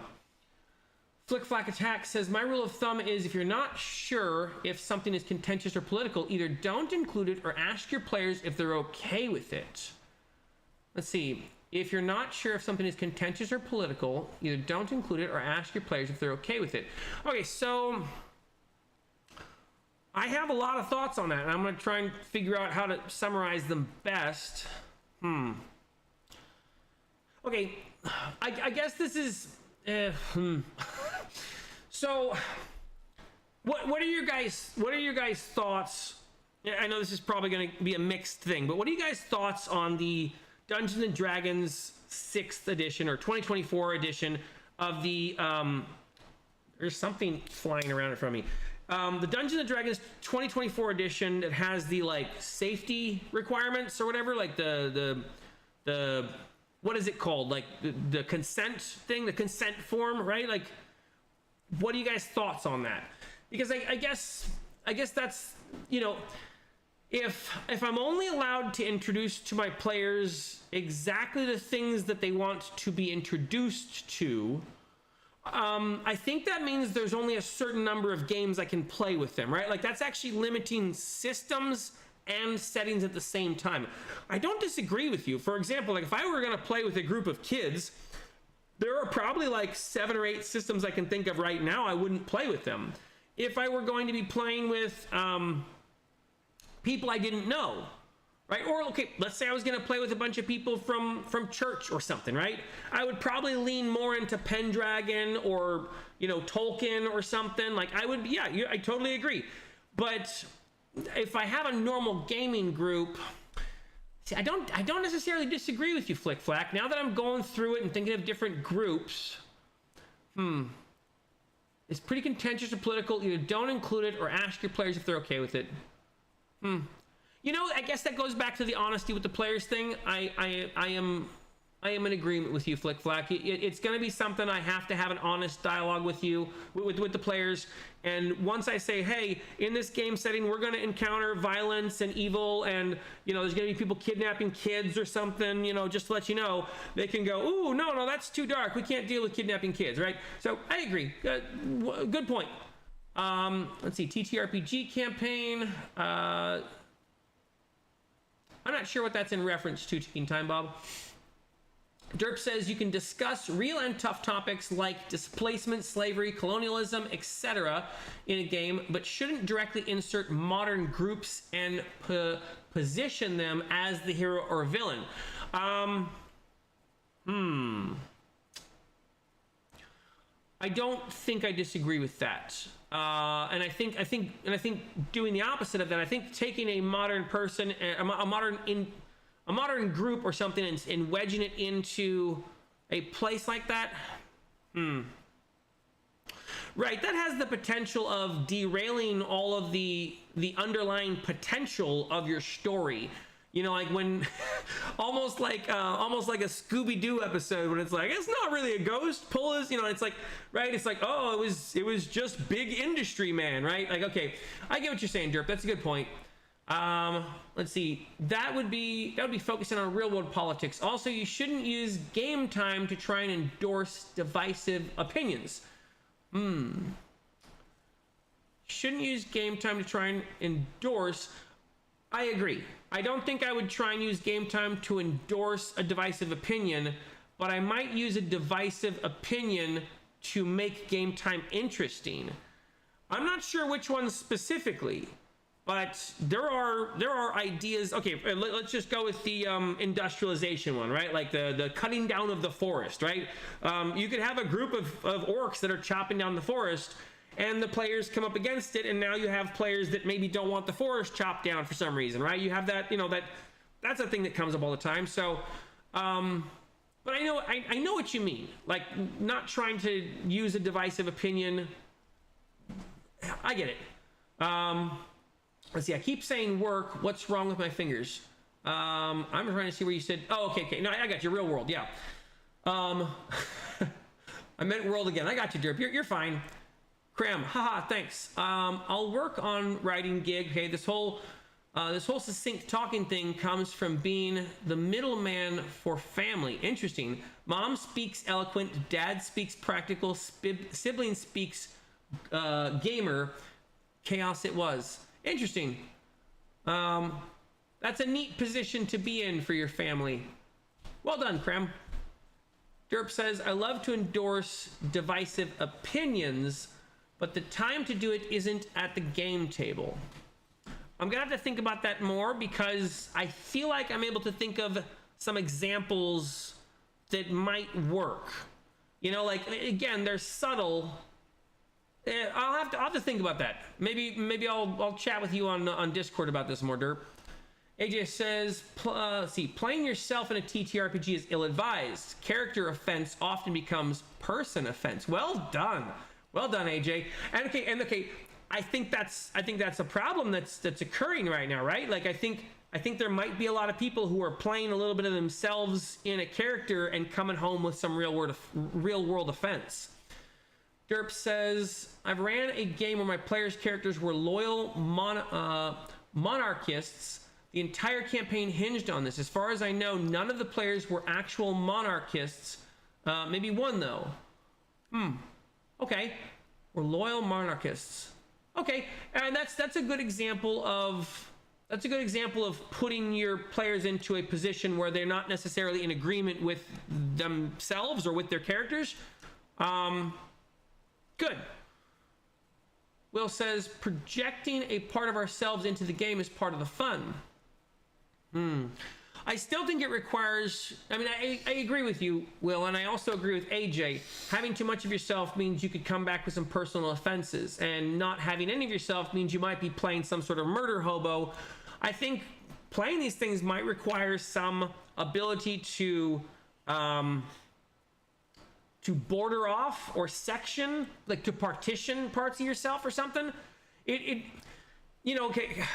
anytime I get into like discussions, I'm going to put quotes around arguments, but discussions about tabletop games, a lot of times it goes to comparisons where people are saying, hey, but you can do this in theater, but you can do this in writing, but you can do this in movies, but you can do this in video games. And tabletop games kind of aren't really any of those. There you go. Yeah, tabletop games are not They're any not of those. even improv. You're right. They say the same thing. You can do it in theater. You do it in music. And I'm like, okay, tabletop games are a weird fringe element of kind of everything. They're a mixture of a bunch of different stuff, and at the same time, they are not the things. It's really hard to place them in some sort of bubble that allows you to interact with the idea of a tabletop game with the comparison of something else in mind. Like, just because you can do some sort of propagandist political idea in a movie or a theater or in a song or something doesn't mean it's going to work the same, and doesn't mean that you can do it in tabletop games. So,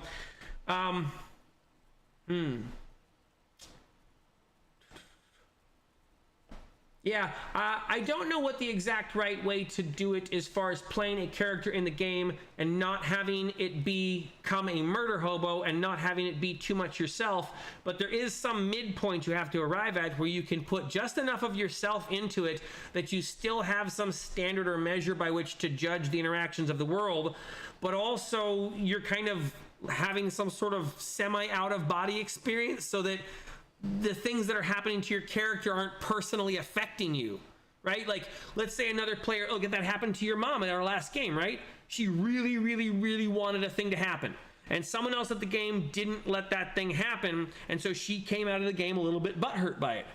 Yeah. Okay, to the point where at the end of the game session, she's like, I'm kind of mad that you guys didn't allow this thing to happen. Okay, if you guys watched the video about our greatest game ever, that was her part in the Stars and Wishes. She was like, I'm mad that you guys didn't do this one thing I wanted to do, and it seemed like she made. It's not a yes and game. That's what she wanted it to be. Well, she wanted you guys at the table to be responding with the yes and thing. I was responding as the DM with a bunch of yes and things or yes but things, as many of you guys have helped me to learn. But you guys, but yes and with us. Well, so okay, here's a follow-up question to Will and AJ's statements about how a player plays. At some point, I'm going to try and get to that video on how a player plays. But okay, are the players at the table supposed to be yes and players to other players? Totally unrelated to what we've been talking about, but the way I'm going to connect it in, it's a little wedged, but the way I'm going to connect it in is, if you have players at the table who want things being done and they are playing themselves a little bit, and other players at the table aren't letting those things get done, you have that situation that AJ just talks about, where it's like character offense becomes person offense. We just saw that this week. You're crafting again? I'll go back to the other camera. Are you back to crafting? Well, I was crafting in my room, but you didn't want me to use the drill out here, which are you all done doing the drill? For now. Okay, I'll go to that one. Okay. Where was I? Let's see. Work, something. TTRPG campaign. Okay, we can just... All right. Random game where players' characters... Okay, we got that one. Well, okay, there we go. CMOTD says, I think as a whole, no one cares about politics if you don't have the subtlety of a brick to the face. No one cares about politics if you don't have... Okay, so long as you're not super on the nose about it, okay, I gotcha. If it's deep and well thought out, then a reasonable person will enjoy it. Okay, that's a good point, CMOTD. Will says, we can geek out about video games and such too. Thank you, Will. That'd be fun. AJ says, true, but not your whole self. It's more like a holocron of a narrow view. A holocron of a narrow view. It's not exploratory if you just play yourself every time. Interesting. And okay, so AJ, if you have time, go find my video that I posted where I asked, like, how do you be a good player in a tabletop RPG? I'd be interested in you fleshing that idea out, because that is, in a sense, the thing I think I'm saying, where you have to compartmentalize aspects of yourself and come up with some sort of facsimile of an idea and project that into the game in order to have an interesting mechanic for you to play with. Let me know what you think, and put your comment on that video so you can help me build that, how to help me make a video. Let's see, Derp says less than 2 per week, more than 1 per week. Okay, gotcha. I wasn't able to get the Discord link. If you can post the link, I will join. Yeah. I will find you, Will. I will, hold on, let me see if I can find you. Yeah, just, okay, post a comment on this video once we've put it up. Just come back and post a comment, and then I'll get you my email address in case you didn't already get the Discord link to my name. Let's see, Flick Flack Attack says dedication. Some mouse went dead again. All right, I think it's in the channel description. Here we go. It was not all 5th edition. It was mostly probably, it was probably roughly 300 of the approximate 400 were 5th edition. Okay. What was the other 100? Krem says, for reference, games as in most video games. Oh, okay, gotcha, okay. It's what I know. Plus, a person can pull up actual plays and experience them in various formats. Retrospectives are interesting and helpful, for example. Is this starting to look better? Starting to look a lot better, yeah. Wow. You're gonna have to try and put some detail into it. How are you gonna get, I know that. No. Okay, so how are you gonna get detail into it so it doesn't just look using plastic bits? Oh, or you could make it feathery. You could make her, since she's a duck, you can try and make feathers, right? That's a little difficult. You think about it. I'm not that good. All right, hang on. Let's see, 5th edition. Nope. All right, got that. Okay, the Discord. Okay, the Discord is invite only currently. Thank you for reminding me, AJ. Let's see, Derp. There's definitely more. Okay, see, there was definitely more than two bad occurrences in my game history, but the vast majority of the good outweighed the bad. Only 2 cases where it was majority bad. Okay, thank you for clarifying, Derp. Scott says, pronouns is a touchy issue. I believe you can have any opinion you want, just respect others to have theirs, and I do. I totally understand that people and myself are not going to agree, and I am okay with that. The link is dropped, okay. Let's see, CMOTD says, I like Romance of the Three Kingdoms for politics, death of the emperor, weak child leader, tyrants, and different factions fighting for control. A friend of mine plays those games and likes them a lot. All right, once again, I scrolled way up. Let's see. Where are we? Definitely more than 2. There's that. Romance. Okay. Pass on Lorcana. Yeah, you have to tell me a little about Lorcana. I mean, the idea I got about the game that made it kind of a dead end to me was someone described it as being similar to Pokemon, where you play and then they play, and you guys aren't really interacting with each other even as much as Pokemon. I didn't like the Pokemon card game because I don't like that you can't do anything on their turn. That feels frustrating, especially since I came from like Magic, where it's like casting interrupts on instants on interrupts and all that. Like that back and forth of the chain was really fun for me. So going to Pokemon was like boring enough. And I heard Lorcana was even less interactive than Pokemon. But you know, I've never played it, so I don't actually know. You can teach me HeroClix if you like. I would like to learn how to play HeroClix. I got 1,000 figures and nothing to do with them. So yeah, I would love to learn how to play HeroClix. Let's see. Use a plate to catch the dust. I'm guessing he's talking about what you're doing. Well, no. I have a bin in my room that I sweep. I just vacuumed under my desk today. And I just cleaned off my desk and instantly dirtied it. All right. Let's see. I just learned Lorcana. It can be fun. I'm a fan of Disney and the Disney Afternoon. The Disney Afternoon. That's like the old musical version, or is that like a current show? I have no idea. Okay. So yeah, there's a few Gaston decks in the game. Interesting. How can you read these? There's no pictures. There is nothing wrong with having politics in the game. This is from Scott. The problem is when you use the game or anything else to vilify the players. Well done, Scott. I agree with that wholeheartedly. Yeah, I don't think the point of the game should be to pit the players into a situation where they come up being the villains. Although if you have murder hobo players, you know, then maybe. But okay, you also have to respect each other.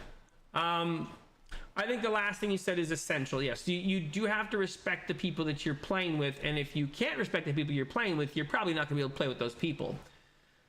Let's see. In the trash, the social contract goes, and nothing of value is lost. Let's see. In regards to the new 5th edition safety tool, thank you for clarifying. I assume that's what you meant. Yeah, I just took a look at the Dungeon Master guide at the game store. I went to the game store on my way home from church tonight, and I picked up the Dragonbane. Oh, you can hardly see it. Okay, here I'm gonna. Oh, Dragonbane! I picked up the Dragonbane. Did you say this game is OP? You nerd.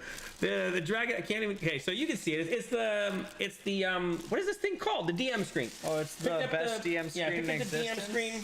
And then I got these, anyways, while I was there, I took a look at the Dungeon Master's Guide from Dungeons and Dragons 5th edition 6, whatever, 0.5, whatever they're calling this new edition of Dungeons. You wasted money? No, I didn't. I didn't buy it. Okay. I looked at it. I picked it up. What? You picked it up? Yes, I picked it up and I looked at it. I was trying to, you know, okay, what's the new stuff? Because, all right, so I heard about a system in the game called Bastions.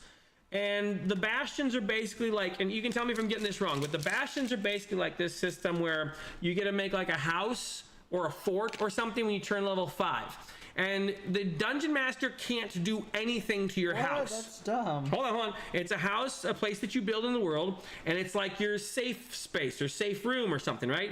And it's a place where, it's not just like a place where you put your stuff in the world, but like you can actually like increase your character's level, you can invent new pets or get new abilities or like learn new magic spells. Some of the stuff you only learn for like a week's period of time, and some of the stuff you can get like permanent upgrades. And you can come back to the table each week with some new thing that your character has from having done stuff in the Bastion, right? And I was listening to it and I was just like, I don't know, this kind of sounds like the thing I was already offering to my players in our Dragonbane game, where they can fix up the town of Outskirts. Well, no, but it's not. You can still do stuff. Oh, but I'm going to destroy that town, right? Good. I mean, the point I thought was like, okay, I'm going to let them build this town up, get some cool walls, and then at some point a manticore is going to attack it, right? No, I'm going to have a demon erupt out of the middle of the city and like start eating all their favorite people and stuff. That makes it. That makes our choices have weight when we're trying to defend the place. Sure. And also, sure. We want to bring people who can defend it as well. Right. And I thought, like, okay, what's the point of having a Bastion if no one's allowed to do anything with it aside from you? Like, I don't understand the point of the Bastion. Like, and I don't mean to be like, okay, if this is a contentious topic, if it's not a contentious topic, thank you. I just don't understand the point of it. Like, what is the point of having a thing that no one else can interact with? Because like that's already like that you already have that, right? Your character sheet is something that like no one aside from you can interact with. I guess your GM can say your character has died, but I mean that's pretty hard to do in 5th edition. I guess I really don't understand what the point is. How can you make that special if it's only something you interact with and then you just, you know, I don't know, I'm not going to keep harping on it. It just seemed like a really dumb idea. I didn't understand it. Okay, new safety tools. Okay, I'm not a fan of the new Dungeons & Dragons 5th edition due to the major use of AI used to write it. That's interesting. I did not know they used AI to write it. I'm gonna have to make a note to myself. They're that bad? I don't know. That's what he's saying. Yeah, I guess we can talk about that, Will. Let's see. Did they revise it or anything, maybe? What? Maybe they like at least revised it or something. Did they revise? Oh no, it is like a whole new book. Like no. Did they at least revise it with like revise the AI? Oh, did they have humans look at it? Dude, I don't know. I don't work at Wizards of the Coast. I have no idea. Yeah, I know that they already started saying that they were going to be using AI art, and they're trying to prepare people for the eventuality that they do use AI art. I'm not sure if they are already, but I did know about that. They're working some sort of legal thing out for AI art. Flick Flack Attack says denying outright is folly, but consent for going into hard topics would help smooth things out. So I understand AJ's totally not on the side of this, and I understand some people are on the side of this. I'm probably somewhere in the middle, but the safety tools thing. I come to a place of understanding with it with several. Okay, I'm on AJ's side. I don't understand the point of the safety tools, but in some special circumstances, I'm like, I kind of understand the point of the safety tools. All right, so if I'm going to be playing online on Discord with a bunch of randos and we're going to have a pickup group, I think having some terms, you know, of like, hey, this is what we're going to talk, like we're going to talk about this and not this, right? Just so everything doesn't turn pervy suddenly. Like, okay, for example, I was playing a game recently and at some point the DM said, okay, I'm going to draw tarot cards for all of you. Now, I didn't get like huffy about it, but at the same time, I wasn't interested in drawing tarot cards. And, you know, I don't think I needed a safety tool for it. Like, it was fine. They drew a tarot card and they told me what it was. And I was like, all right, fine, whatever. But, you know, I wasn't really interested in interacting with that. I didn't need to make it a big deal. But there was a part of me that was like, okay, I don't know if I would do that. Or I might go, yeah, you know, I'm not really interested in you pulling a tarot card for me. You know, a superstition or something. I don't know. The point being, like, I kind of understand it. But at the same time, I don't really exist in a place where anything would necessarily offend me. You know, I mentioned the example of tarot cards. I wasn't offended. I was just like not into it, right? In fact, it more so took me out of the game because now it was like the DM was giving me a tarot card, because it wasn't an instance where a character in the game was giving me a tarot card. It was the dungeon master specifically giving me a tarot card, and it was like, all right, I don't know what, like, are we playing a different game now? What is this? So, pickup groups, I can understand it for. Games with kids, I can understand it for. And scary games. Right now, scary games seem to be the one that I have put scary games at the top of the echelon of tabletop RPGs, just under romance games. Because someone mentioned romance games in one of the comments, and I was like, oh yeah, nope, there's so much potential for that to be weird and awkward and stupid for everyone at the table. If you're playing a focused romance game, that's hard to play. Scary though, I'm like, yeah, you kind of have to have a conversation with your players because your intention is to make them uncomfortable. Like a scary game, your goal... Yeah, you have to make sure everyone's okay with playing a scary game. Do you want to die terribly? You know, like, do you want your player, your character to die?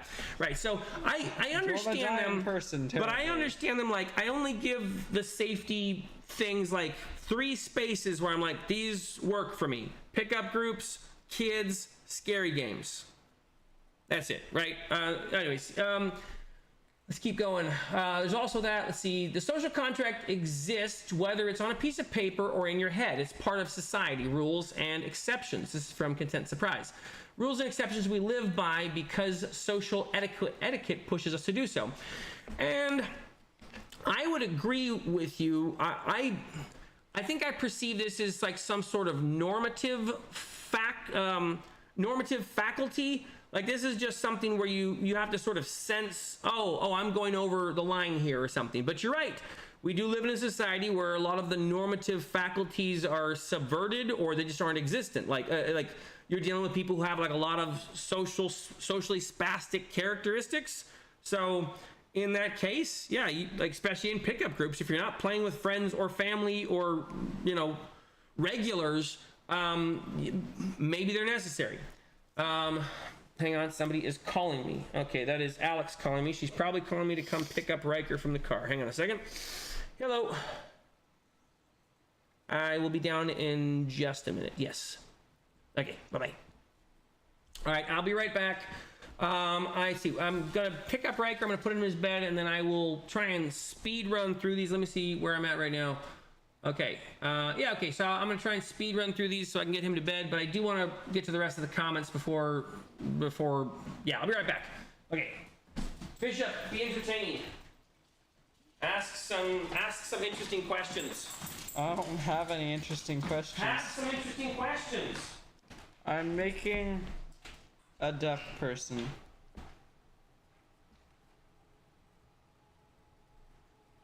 Ask them how you can make it have good feather details. Okay, how can I add good feather details to the feathery parts?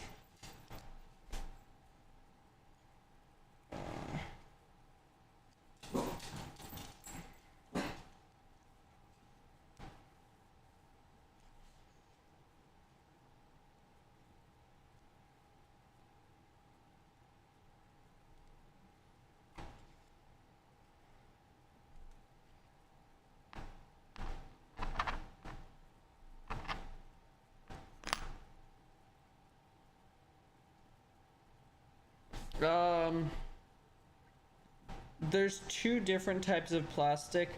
One of them's a bit harder, and then one of them's a kind of softer plastic, so I'm not exactly sure what the two plastics are, though.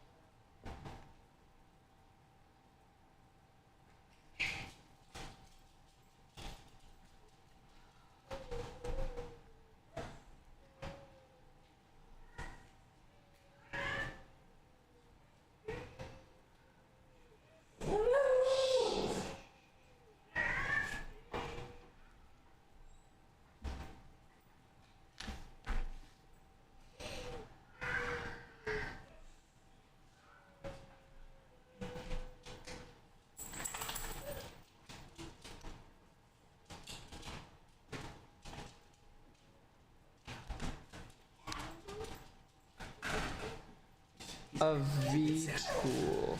Is that? A V tool. Is that like a pumpkin carving Hang on. tool? I had one of those.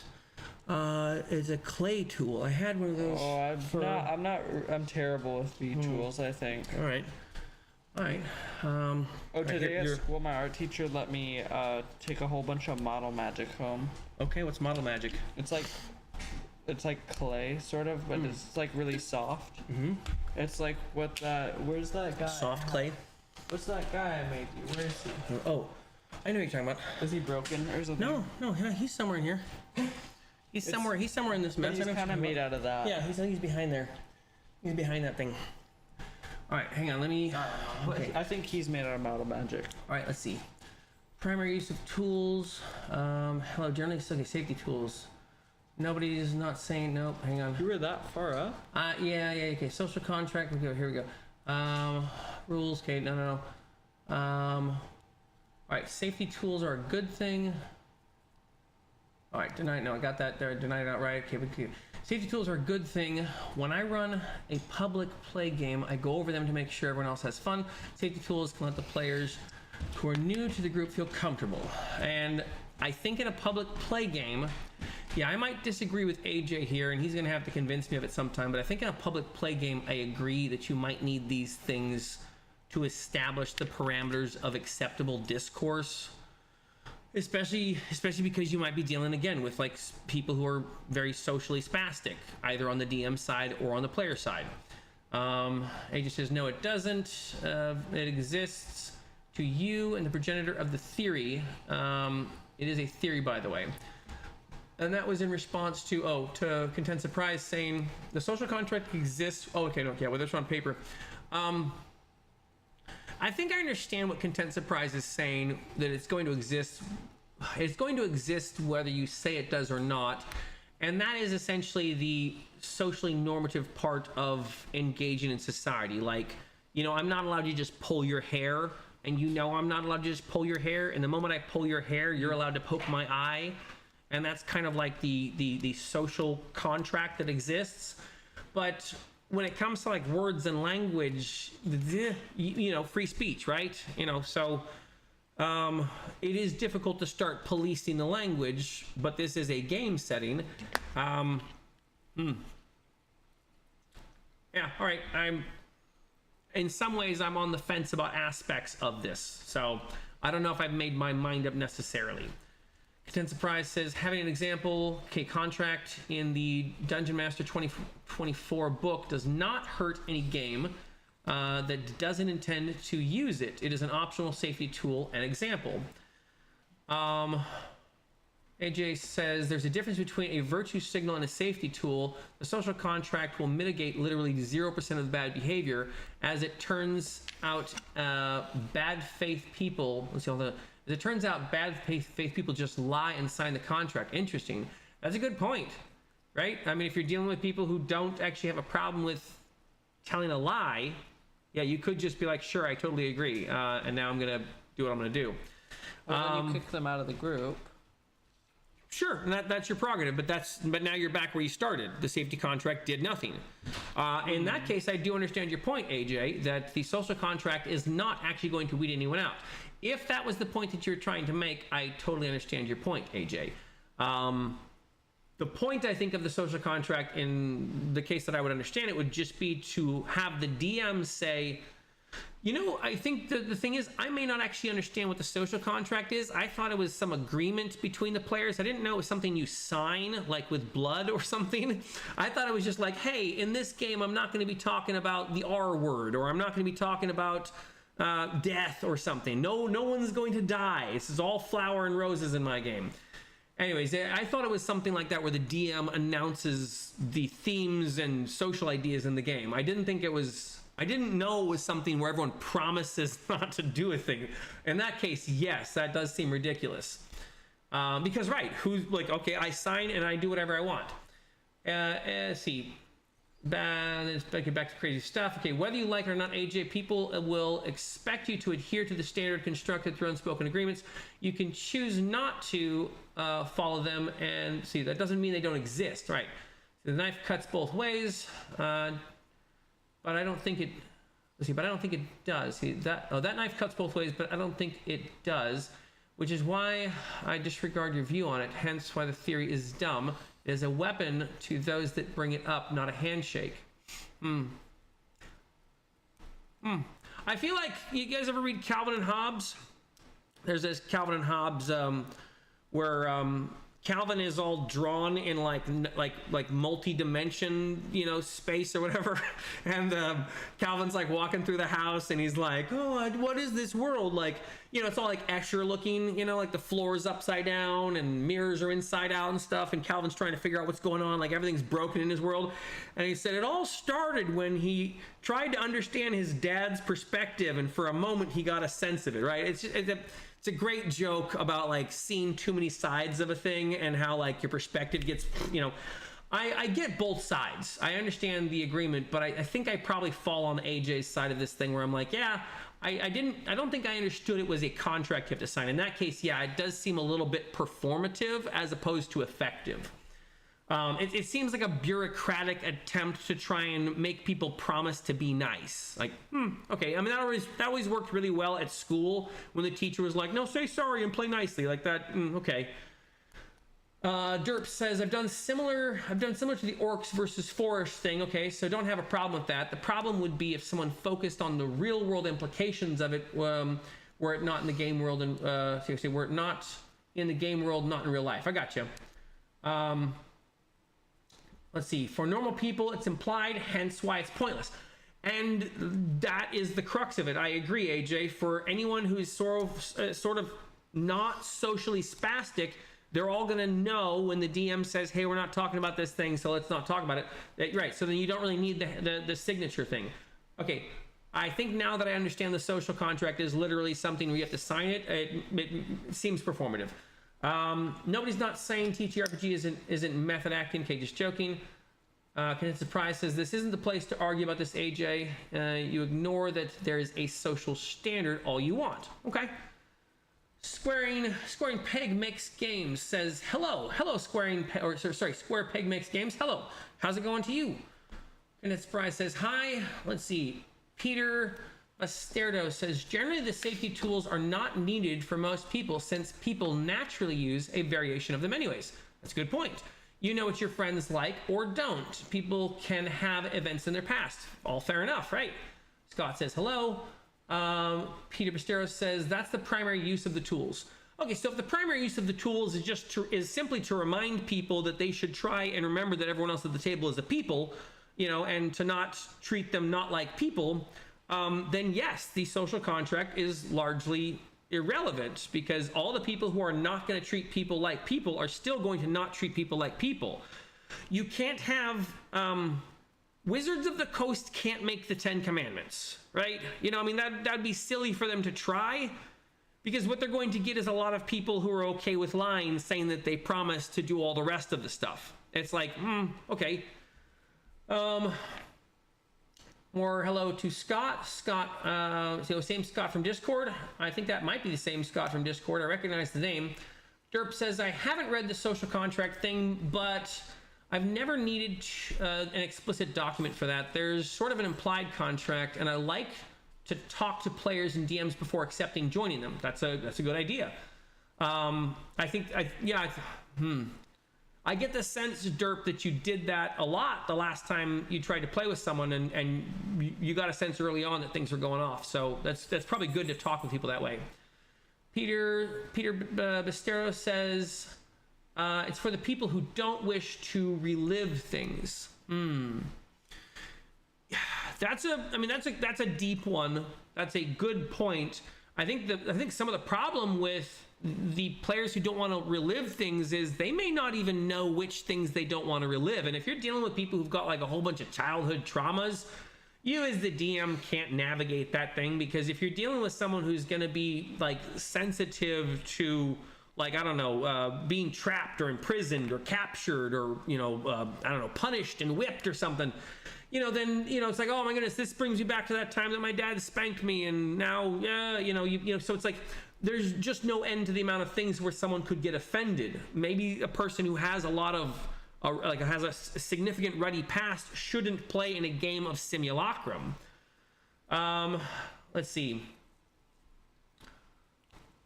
Ticking Time Bob says, players should be cooperative. Player characters may or may not be cooperative depending on that dynamic. And that was in relation to a while ago thing, which we were talking about, which was the, players working together, the yes and conversation, I'm assuming. Content surprise needs to go hit the sack. Hope we didn't form too much of a road bump from your stream. No, not at all. Let's see, have fun. I'll check the VOD tomorrow. Thank you so much, Content Surprise. No, I kind of knew what I was getting into when I decided to look at some of the contents from the political thing, which, by the way, I haven't even gone through most of them. I find it interesting, like, that the ratio of comments on this video was, to me, it's ridiculous.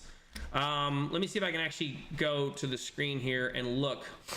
I'm going to refresh this one. As of right now, this video, let's see, okay, how to keep politics out of your games. Okay, it's almost 600 views. It's almost 700 views. It's 669 views. And the comments, for some reason, it doesn't let me see the comments here. Let me zoom out. I'm going to zoom out. There we go. All right, the comments are... Nope. Now I lost track of it. How to keep politics. There we go. 200 comments. It's like a third of the... Out of almost 700 views. A lot of dislikes. A lot of people didn't like my take on this one. Like, a lot of my videos are generally like, 90 to 100% like ratio. No, people did not like me talking about this. It was like, stay in your stream. Same thing when I mentioned the Mass Effect thing. Same kind of dislike ratio, 80%, So people did not like me having a disagreement on this thing. And I don't know what to do with that because, I didn't think I was being very contentious, but all right. Let me try and keep going. Okay, haven't read the social contract. Okay, got that. Players should be cooperative. Hitting the sack. Okay, safety tools. They're a substitute for knowing your group. Okay, I can understand that argument. They're also no substitute for actually knowing your group. Very well stated. Flack Attack says, I do not think it's a problem with players being selfish as much as a GM running the game. Everybody still has a personal responsibility that everyone has a good time. That's a good point. I don't disagree. Everyone is kind of responsible for everyone else's good time. Peter Bastero says, it's a fast way of getting to know people. You're just fast tracking getting to know someone. I would push back on that. I don't think you can fast track getting to know someone. Even icebreakers aren't a good way to know people. You have to actually stay and listen to people. In fact, I think getting to know people requires some period of time. So not sure if you can fast track it. The social contract has a rich history behind it, says AJ Hennings. If you think it isn't a dogmatic virtue signal, you should research the term. Don't be gaslight by the weirdos. yeah, I'll probably have to research the term social contract. I feel like South Park made a really good joking episode about social contracts. They probably have, because they make good joking videos about lots of stuff. AJ Henning says... You mean episodes? Episodes, sorry, what did I say? Videos? Videos, yeah, sorry. Hence why they're so adamant to its inclusion, whereas most normal people cannot understand its genuine purpose. You should know your table. A piece of paper doesn't replace basic EQ awareness. Derp says the other 100... the other 100 of the games he was playing, majority Star Wars, both FFG and Saga. Which one did you like better, Derp? I've heard Saga is better than, hold on, FFG is the Edge one, right? I've heard that Saga was better than the Edge one. Also, Shadow Dark, various Paranoia versions, some people's unpublished systems, Doom and Pathfinder. We'll have to talk about tabletop RPG games, Derp. I like your takes on a lot of things. Flick Flack Attack says, just wanted to say to your family, say also, your family is so skilled at crafts, it's amazing to watch you all working. Oh, thank you so much. I mean, I'm not nearly as creative as this guy is with what he's doing. I've just started to be, actually use my creativity. Sure. I like putting miniatures together, and I particularly like putting bases on miniatures. Like I like making them like here. So I picked up a bunch of these plants for these guys from Warcrow. So I got these for the orcs and these for the humans. I know they're a little bit like alien looking, but I really wanted to have the figures stand out color wise, and I wanted to make the orcs green and blue skinned with red flowers, and the humans have reddish tinted to their armor with red or with the green flowers. So I wanted to make a little crisscross patterning thing, but make it so each side is clear. What was that? Oh, so he wants to show. Yeah, here's his. Here you can twist. No. What are you doing? Okay, so just focus it. Yeah, there you go, right there, and twist until it's in focus. You almost got it. There he is. Okay. So he scarred up a bunch of his armor. He's got to get to painting him soon. But yeah, no, they can see him. They can see him. So they put a toothpick on his back and stuck I don't know how you got that head on there real quick. Did you form that out of clay? No, that was a sprue. That was a sprue. So we made a sprue turn into that guy's spearhead, and then a sprue, and then some other pieces into his giant oar. That was actually a piece of his shield, because there was a shield on this arm, and I chopped it off. So he cut his shield off and turned it into an oar, and then he got a head in his hand. Yeah, he did a really good job with this. We'll have to see how that turns out when you get it all painted up.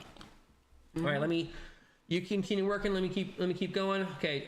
Anyways, I appreciate the compliment, Flick Flack Attack. That's good encouragement. We will continue trying to be creative. AJ Henning says, very good. Never waste to buy a good DM screen. I agree, at least in this case. I was thinking about it. I'm like, there's a few things like the conditions and some of the environmental hazards I just don't have memorized, and I don't want to be flipping through the books, but I do want the game to be consistent and a little bit difficult for my players. So yeah, I thought it'd be helpful. Yes, Bishop, your father did, in fact, lay hands on the tainted tome at the game store. He was talking about the D&D manual. His path is forever changed. Well done, AJ. What's the point of offering your players good things if you can't ruin it? That's a good point, Bob. Let's see. Cram says, I'm really looking forward to the Bastion systems in 5.24e. Seems like something I can build characters around in the right adventures. Will make playing them with 5e friends more possible. Cram, I would really be interested to know what you like about the Bastion systems, and like, how would you compare them to just like a normal... Like, what if there was a normal game system where you could build a fort or something and it could be attacked by orcs, and then like all the various things, like, okay, let's say you have a bastion and you put your microwave oven in it, and you put your blender, and you put your cannons, and you put your all your furs and all your bad guys and your captured princesses, and you put it all in it, and then no one can interact with it. Like, who cares? But if bad guys can come and steal your princesses out of your bastion, now your bastion has a valuable point. Like, if bad guys can try and come to your bastion and you can shoot them with your cannons, now everything you like, I just don't understand the point of it if no one else can interact with it, you know? Like, it feels like a really dumbed down version of a fort. Like, it's a pretend fort, and I just don't understand who actually cares about a pretend fort. And again, I'm not trying People to who be like making pillow forts. what? People who like Okay, making I like making. Okay, I love making pillow forts for the sake of defending them. Like Yeah, the only, that's the fun the part only, of the the only. Nerf Okay, gun war. remember? Okay, we played Nerf gun wars. That's then how you I fell down the slide That's how I and hurt my broke your back in September trying to kill them in the Nerf gun wars. They had a Nerf gun fort they made downstairs, and I was running up the slide, and then I was defending myself as you destroyed the entire. and then yeah, no, and I was shooting them in the faces, right? And they had a great time, right? That's what kids like. All right, let's see. Does the new book actually say the DM can't interfere with it? That sounds stupid. Derp. I didn't find the Bastion. Oh, no, I'm sorry. I found the Bastion section in the 5e book, but I was trying to get home quickly, so I just want to pick up the stuff I did. I watched another guy's video today. I think it was Wizards and Wordlings. Yeah, you guys can check out his channel. I think I got that right. Wizards and Wordlings. Anyways, he was talking about it, and it was like, you know, it's like a safe space. It's a safe space that no one is allowed to interact with. And that was like, I don't understand. Let's see, TSL Frontman says, AJ, several people listed several reasons why it works for them and why others appreciate it. You literally disregarded their opinion and said you just don't believe people will do it. Okay? Let's see, Krem says, I think the point of the Bastion is rather like having a magic item or a follower which grows along with you. It is a way to tie the player characters into the world. Okay? TSL Frontman says, the words you're using are extremely unnatural to begin with. A social contract can be out loud or quiet. If someone walks into an establishment and agrees to be polite or not wear a hat inside. Okay? AJ Henning says the term itself is politically weighted. It is utilized for that purpose. Safety tools are fine. TSL Frontman says how. All right, did it again. I scrolled down and it's, hang on a second. Where did I go? Are we up here? All right, you guys, no one's allowed to comment anymore. I have to try and catch up. Is there seriously like a whole page of this? Okay, I'm way behind. Okay, so I'm going to skip through some of the argument about the social contracts, and I'm going to try and read them myself later. I know you guys are all reading these. I'm just going to scan through a bunch of these things, because I understand people have a disagreement on this thing. To everything. What's that? No, I understand everyone has a disagreement on this. No, I'm saying you can't respond to everything. Oh, yeah. I mean, if I keep reading these things, I'm just going to keep talking about it. So let me see. I'm skimming through some of this stuff. Okay, Once you finish, we need to. Okay, so TSL Frontman and AJ Hennings totally disagree on the social contracts. Ticking Time Bomb says, I do dabble in the pro GMing. Big and safety tools can be quite basic. They can be a thing like stars and wishes or breaks and debriefings.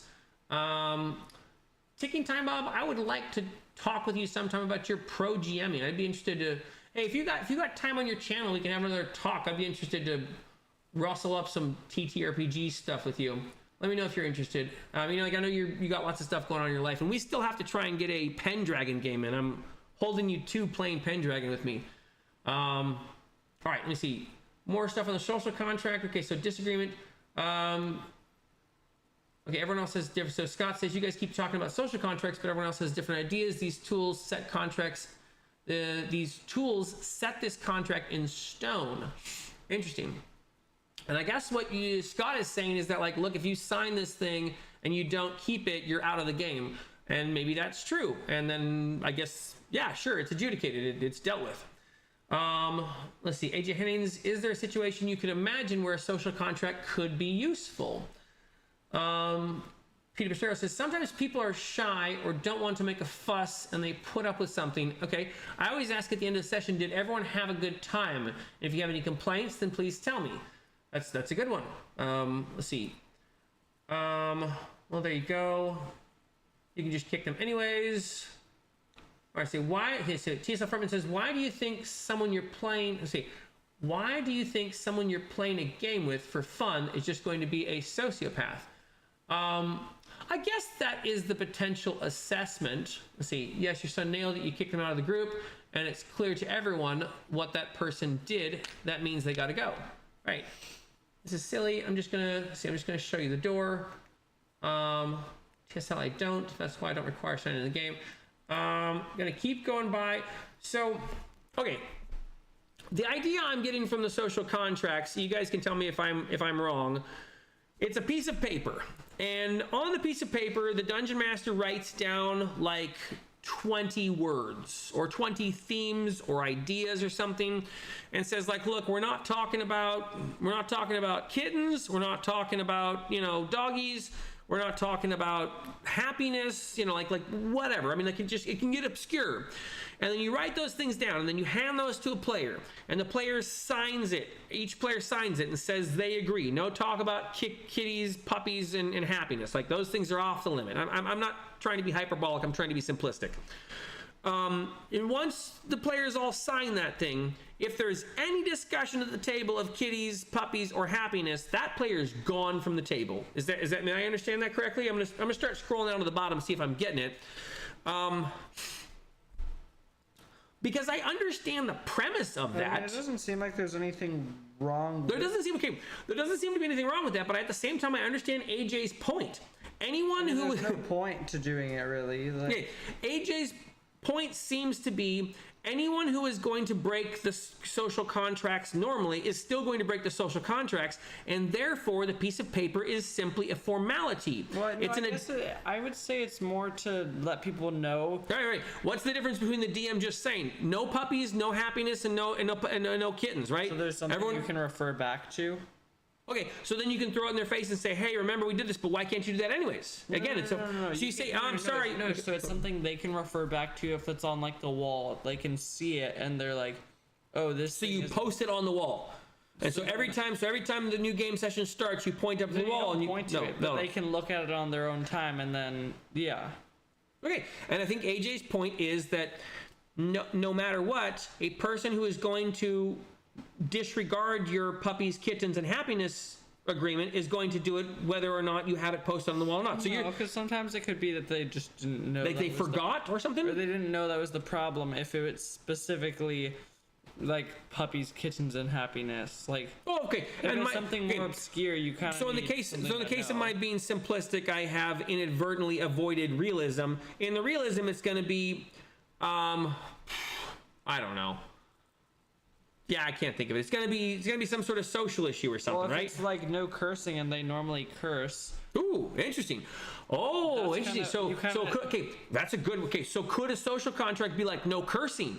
You know, and then like and then the moment someone curses, you're like, boom, you're out, right? Sorry, you said a curse word. Is that the point of the social contract? Well, that seems useful, because if there's someone who normally curses, they might just want to be able to refer back to it. Let me see what some other people are saying here. All right, so I know that I get the idea that Flick Flack Attack is for it. AJ Hennings is against it. TSL Frontman is for it.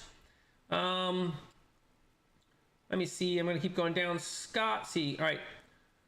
Scott says content surprise. Okay, I am the same Scott. I haven't decided if that's bad or good. No, it's good. I'm. Thank you for being in the Discord as well. I appreciate your takes on things. Derp says, yeah, my last bad experience, I did a good amount of pre-game talk and expected something, and expected something was off. I could have bailed early. Yeah, I think that was a bummer. When you mentioned when you mentioned to me the channel that was at, I went and checked out. I went and checked out the guy's channel, and I was like, "What is this?" I could not. What was it? I don't want to say too much because I'm not. So Derp had a really bad experience trying to play with someone on YouTube, and they happen to have a YouTube channel. He saw them on YouTube or something. I don't remember exactly the details, but they ended up Derp ended up talking with this person for a long time, like 3 hours, and they were really narcissistic, just like full of themselves and like angry that Derp didn't remember the whole 3-hour conversation, and it just got intense. I'm not gonna remember a 3-hour conversation, every detail. Right. But if you're dealing with someone incredibly narcissistic, like, it doesn't matter, right? So, anyways, eventually he let me know the person's channel name, and I went to go look at them, not to like harass them. I just want to see who they were and what their channel was about. And it wasn't even about like tabletop games. It was like all politics stuff. They were very angry about like lots of stuff. So I'm sorry you had that experience, Derp. Let's see. AJ says, I did read, to be clear. They didn't. I was addressing the formality. Okay, so we're still talking about the social contract. So the idea that I'm getting, and you guys can tell me if I'm wrong, is the idea of the social contract so important to either side, the people who are for it or against it? Like, okay, in my case, I'm like, if someone wants to have a social contract at their table, I kind of don't care. Yeah. And here's the other part. If someone says, here's my social contract for my table, if I'm diametrically opposed to social contracts, what a blessing that they now have a social contract, because I'm going to be like, I ain't playing at your game, right? Like, I don't do that social contract thing. Like, so in reality, to me, the social contract is a blessing to anyone who is interested or uninterested in social contracts, because everyone who's interested in social contracts is going to be, you know, just Happy that there's a social contract. Stoked that they have a social contract. And everyone who hates social contracts knows they don't want to play at a table with these guys who got social contracts. You weirdos, right? Like, I mean, is there anything really to be divisive about in this? I kind of see this as a win-win situation. If you are playing in groups that have no social contracts and you don't like social contracts, your group's probably not going to start social contracting, right? Like, I mean, am I missing something? Like, I'm not quite sure. Okay, so It doesn't seem like there's anything wrong with the social doesn't contract. seem like anything wrong. So there's another discussion that kind of turns into an argument in my Discord. You guys can help me out, work this one out as well, right? So there's this argument about rolling dice, okay? And there's a bunch of people who are saying, like, look, if you roll the dice, you don't change them, you don't fudge them, you don't lie about them, you just leave it. And if you roll a natural 20 on one of your players, boom, dead player. Goodbye, make a new character, right? And there's people who are like, hey, I roll the dice, but then I ask my players if they like the results. And my players say, no, we really don't want you to have gotten a critical hit on us, so let's just change it, right? And that's like where you're like honestly fudging with your players' consent. And then there's a third camp, which is a dungeon master who rolls the dice behind a screen. Decides they don't like Decide that they don't like it, and then lies to the players and says, oh, I missed you, or whatever, okay? 3 different cases of how to roll the dice.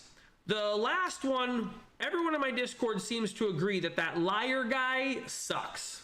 And I think I agree. I don't like the liar guy. I do like the one where you roll it, the players see it, and then they go, yeah, okay, I guess I'm dead now, right?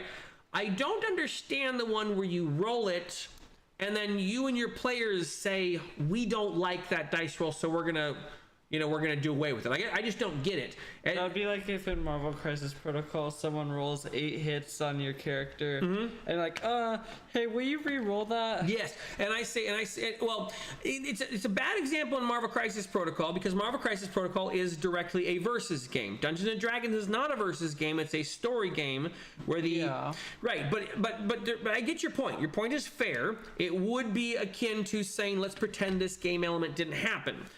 All right, so anyways, I don't mean to bring this up to take away from the social contract, but this dice rolling thing seems to be another divisive topic in tabletop RPGs, and I'm not quite sure why it's a divisive topic, because the people who want real dice rolling aren't directly affected by the people who want forged, fake dice rolling, and the people who want fake dice rolling. That's the way they So, enjoy. what? And I guess if that's the way they enjoy playing, I mean, it doesn't really matter. The fake dice rolling one seems to me like people who are role-playing being role-playing game players. They're not role-playing a fantasy game. They're actually playing a role-playing game. At least that's the best I can make sense of it. It seems very meta. I'm not sure if I'm understanding it correctly. Maybe I'd actually have to see it play out. But this social contracts thing and the dice rolling one, I'm just not quite sure what the argument is, because the one group doesn't really affect the other group, since they're probably not going to play with each other, right? Like, if I don't like social contracts and fake dice rolling, and I play with someone and they offer me a social contract and they say, by the way, we forge our dice here, or we fake our dice rolls, I'm gonna be like, that's not really my thing, right? I guess I'm just not understanding why there's an argument about this, unless this is some sort of dogmatic principle-based thing, and since I'm not really that vested in either case, I just go, I'm gonna play with what's fun to me. You let me know what you think. Let's see, it was kind of a morbid curiosity that was regarding the game. I understand why you stuck with that, Derp. All right, let me scroll back down again. I have gotten way behind once again. All right, now I just sort of caught up. Midwest Malachi knows how Calvin and Hobbes I'm talking about. All right, let's see. All right, I'm now only a page behind. Okay, the end result is the same as what AJ Hennings is saying. Okay, sounds like we're all arguing about different things. That's the thing I feel like, I totally agree, Flickflack. I don't understand what the argument is about. I understand that AJ is saying that it doesn't make sense, and I understand the reason why he's saying it doesn't make sense, but also at the same time, I'm like, hey, AJ, this thing is a blessing. You're going to have someone hand you a social contract, and you're going to be like, I'm not interested in your game. Bye-bye, right? Unless you're worried that it's going to totally change the landscape of the games. You know, like, if you're thinking this social contract's going to come in and suddenly all the tabletop RPGs are going to be using social contracts, then I guess I could understand being worried about it if it's something you really hate. Just like the fake dice rolling thing. You know, like, is there a video game? I feel like there's a video game analogy that comes close to this. I can't think of it, so I'm not going to bother. All right, I'm gonna try and speed through these. Hold on. Safety tools is from TSL Frontman. Safety tools are just a normal part of session 0. In almost every group I've played since at least COVID times, some people like violence, but not body horror. Some people like kidnapping, but not assault. Okay, got it. All right.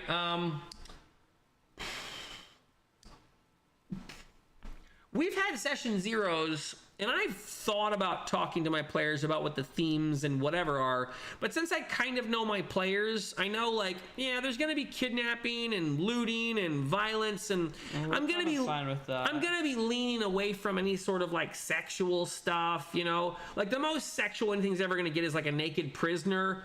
But in that case, I'm kind of going for realism, not the nakedness. So I since I know my table, like, I don't think we've ever really had that discussion. I don't know that I would. But yeah, that being said, I understand what you're saying. Okay, trying these together can be. Oh, no, sorry. Scott says the ones I use for public play are basic good behavior. You would be surprised how often that is needed. If something makes you feel bad, we can skim past it. If you want, we can talk about it. All right. TSL Furman says trying these together can fine-tune your groups and what they possibly enjoy about min-max. Okay, so we're still talking about it. Okay, rhymes with mosquito. Hold on, what? Rhymes with mosquito. Hang on. Wait. Scamito. I'm trying to think of things that rhyme with mosquito. Cheeto. Oh, Cheeto. Okay, all right. Maybe we're talking about cheaters. Okay. Let's see. No, Cheeto. Cheeto. Okay. More polite, socially aware. Okay, we're still talking about back to the social things. Okay. AJ Hennings is on tablet, so he's having typos. Yeah, I'm not trying to, like, skip you guys' comments, but, like, I'm also trying to get through the stream, like, so we can close up for tonight, and I do want to catch up with what are things on. So the point I'm getting that there is a contention about social contracts. I'm not sure I understand what the contention is exactly. I feel like I understand both of your points, but since you guys are playing with different game groups, why do either of you care how the other person plays?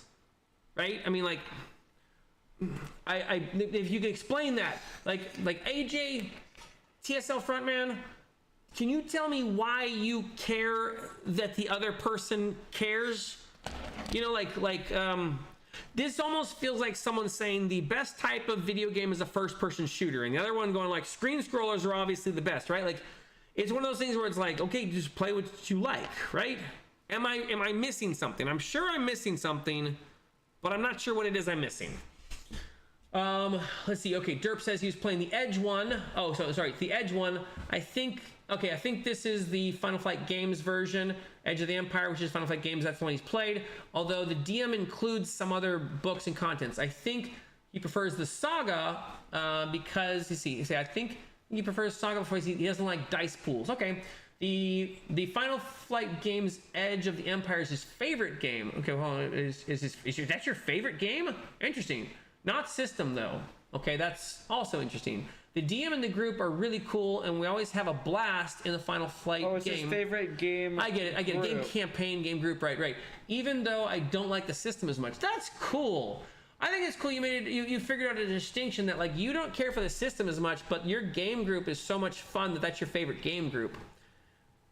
Make sure you let your game group know that. I'm sure they'd be encouraged by that information. Just be like, hey, so I just want to let you guys know I don't really like the system that we're playing in, but I love playing with you guys. You know, like, I mean, even as awkward as that sounds, they probably would be really blessed by that commentary. Like, just basically what you wrote out here they would probably love to know that you love playing in their game group more, even though you don't like the system as much. I mean, if I had a player come tell me that, man, that'd be so nice. If one of my players was like, I don't really like the game system we're playing in, but man, I love this game and playing with you guys.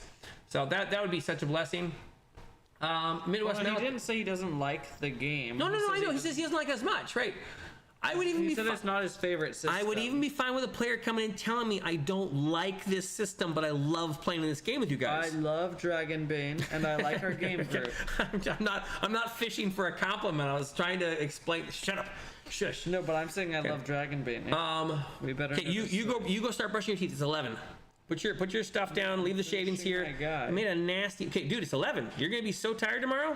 I'm almost caught up with comments. I'm gonna skim through. Midwest Malachi says, I agree. The signing a document is performative, but I can still see a value in condensing a bunch of vibes into a more tangible views. Okay, that makes sense to me. Seems like it would only be important for groups of strangers. I believe I agree.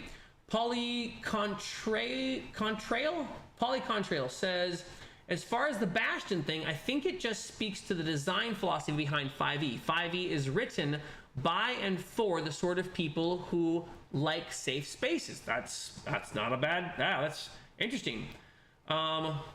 This is where Nate said no more comments. So okay, thank you, Midwest Malachi. Thank you for thank you for writing that. Okay.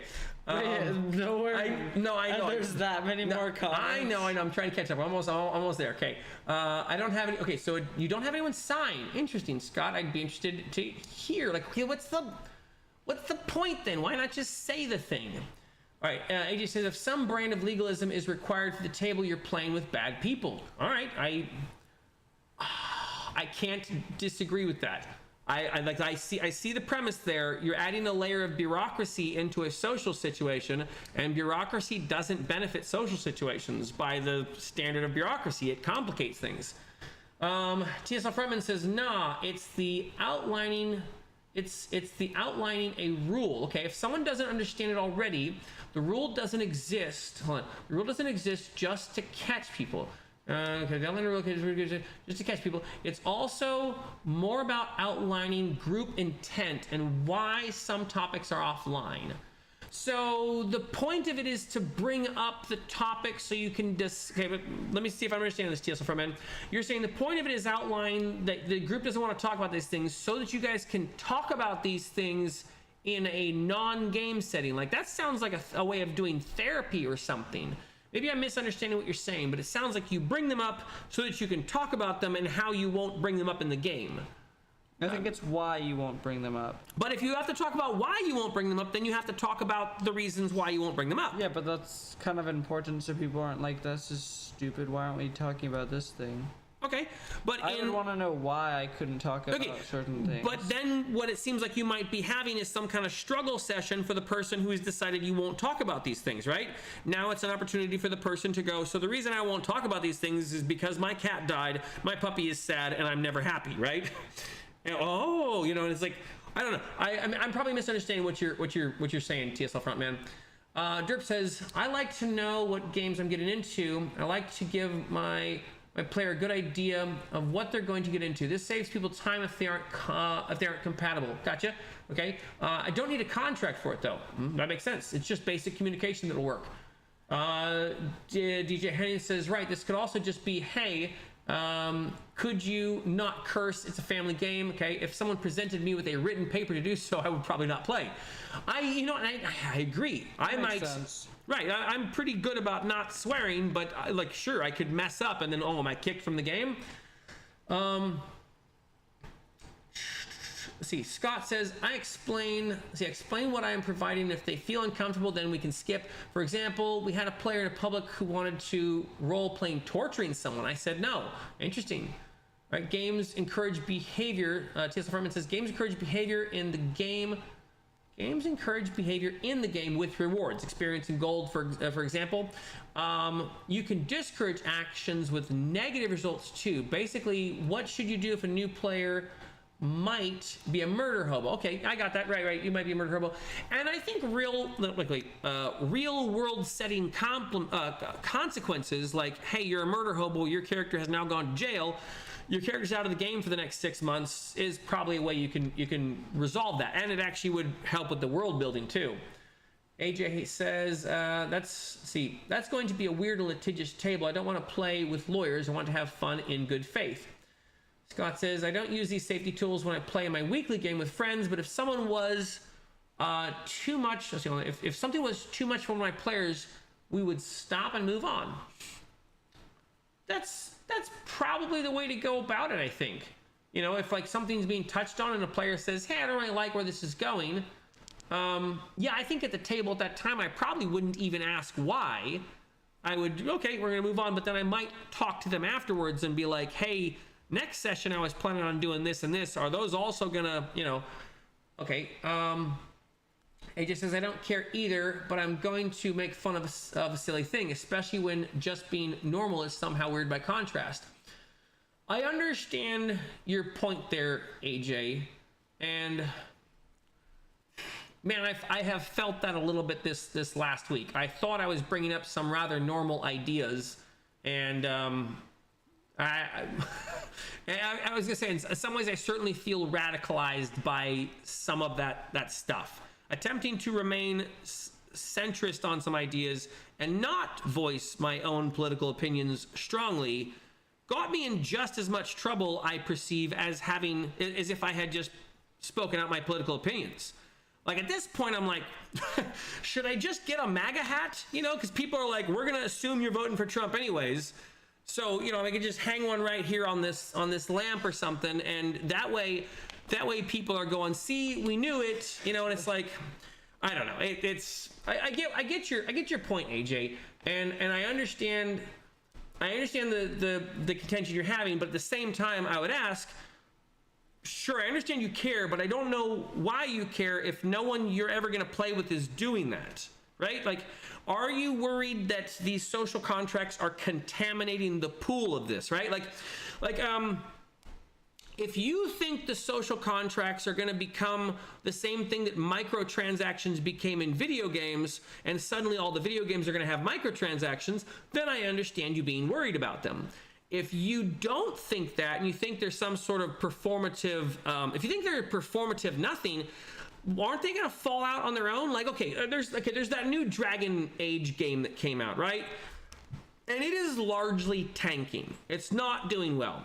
And the reason I know it's not doing well is because I personally am a massive diehard Dragon Age fan. I have played all 3 Dragon Ages, including every download content, including the Awakening saga that was for Origins. I played Origins 5 times. I played the second game 3 times.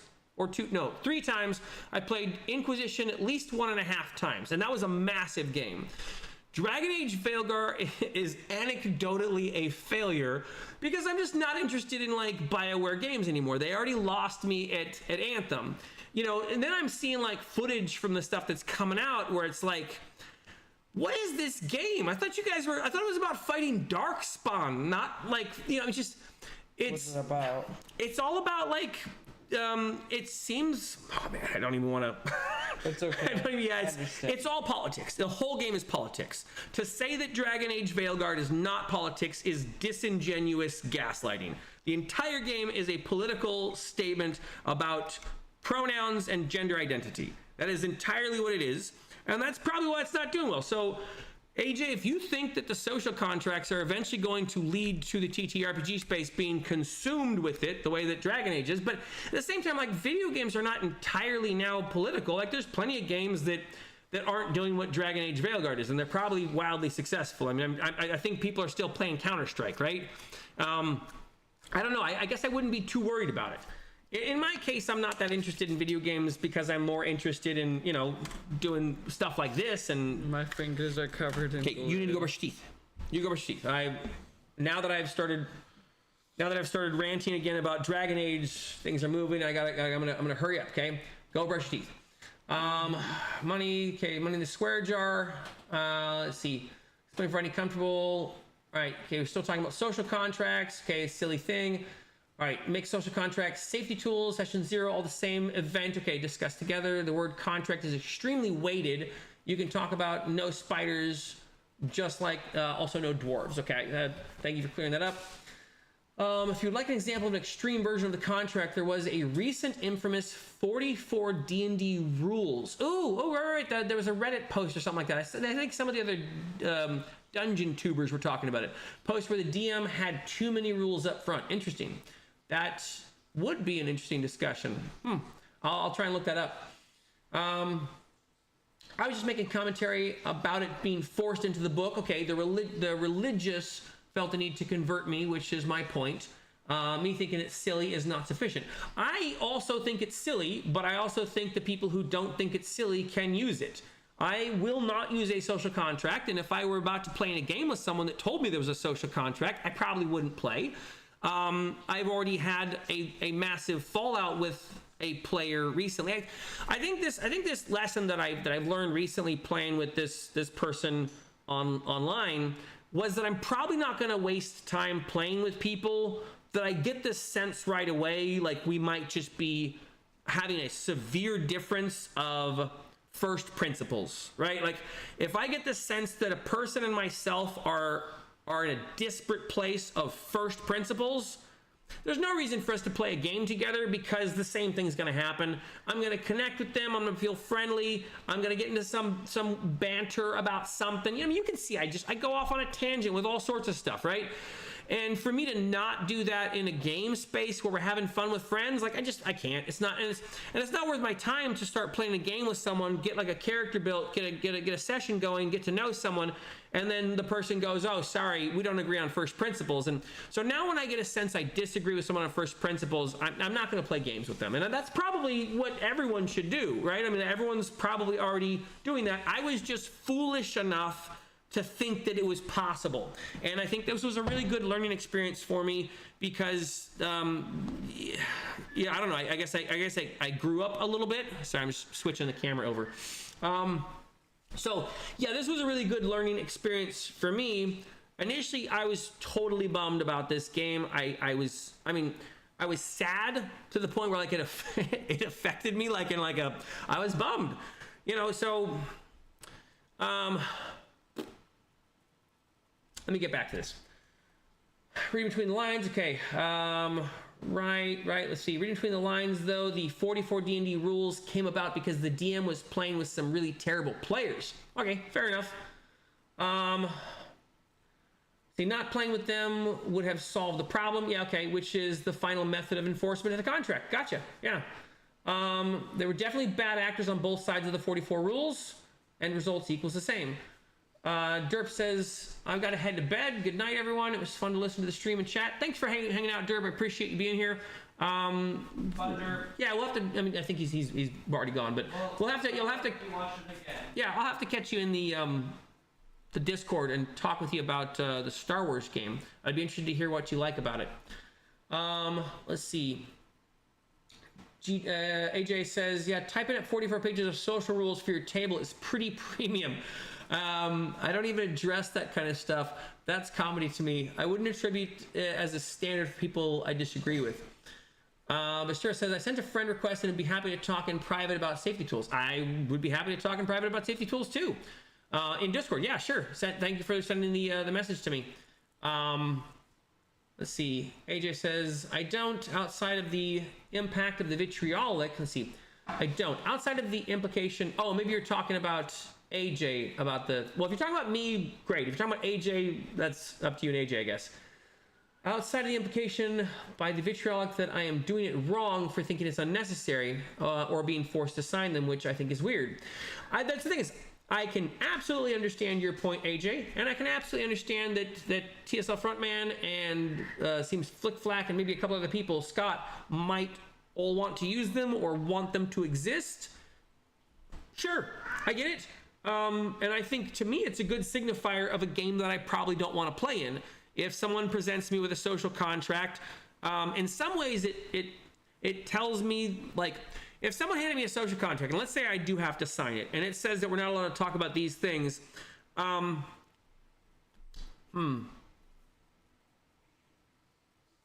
Yeah, I don't know if I would play. I guess it might depend on what's written on the social contract. But I guess having the social contract in a way does signify that I'm playing with someone who's probably like at odds with my own worldviews. You know, like I don't know that like if I was playing the game with people like, let's say, from church, right? And there's a whole bunch of subjects I'm like, I'm not going to touch on this and this, but we can definitely stab some orcs together. I don't think I need a social contract for them. You know, I would be able to graciously figure out what the topics that were. Whether or not you trust the person you're playing with. That is a good point. The boy said it probably indicates you don't trust the person you're playing with. Is that what I got that right? Yeah, I think so. Yeah. No, that's okay. It's a really good point. So there you go. Out of the mouths of 14-year-olds and babes, it indicates you don't trust the people you're playing with. You guys tell me if I'm wrong about that, but I'm going to take that as truth, some sort of gospel. If you need a social contract at your tables, you don't trust your players and your players don't trust you.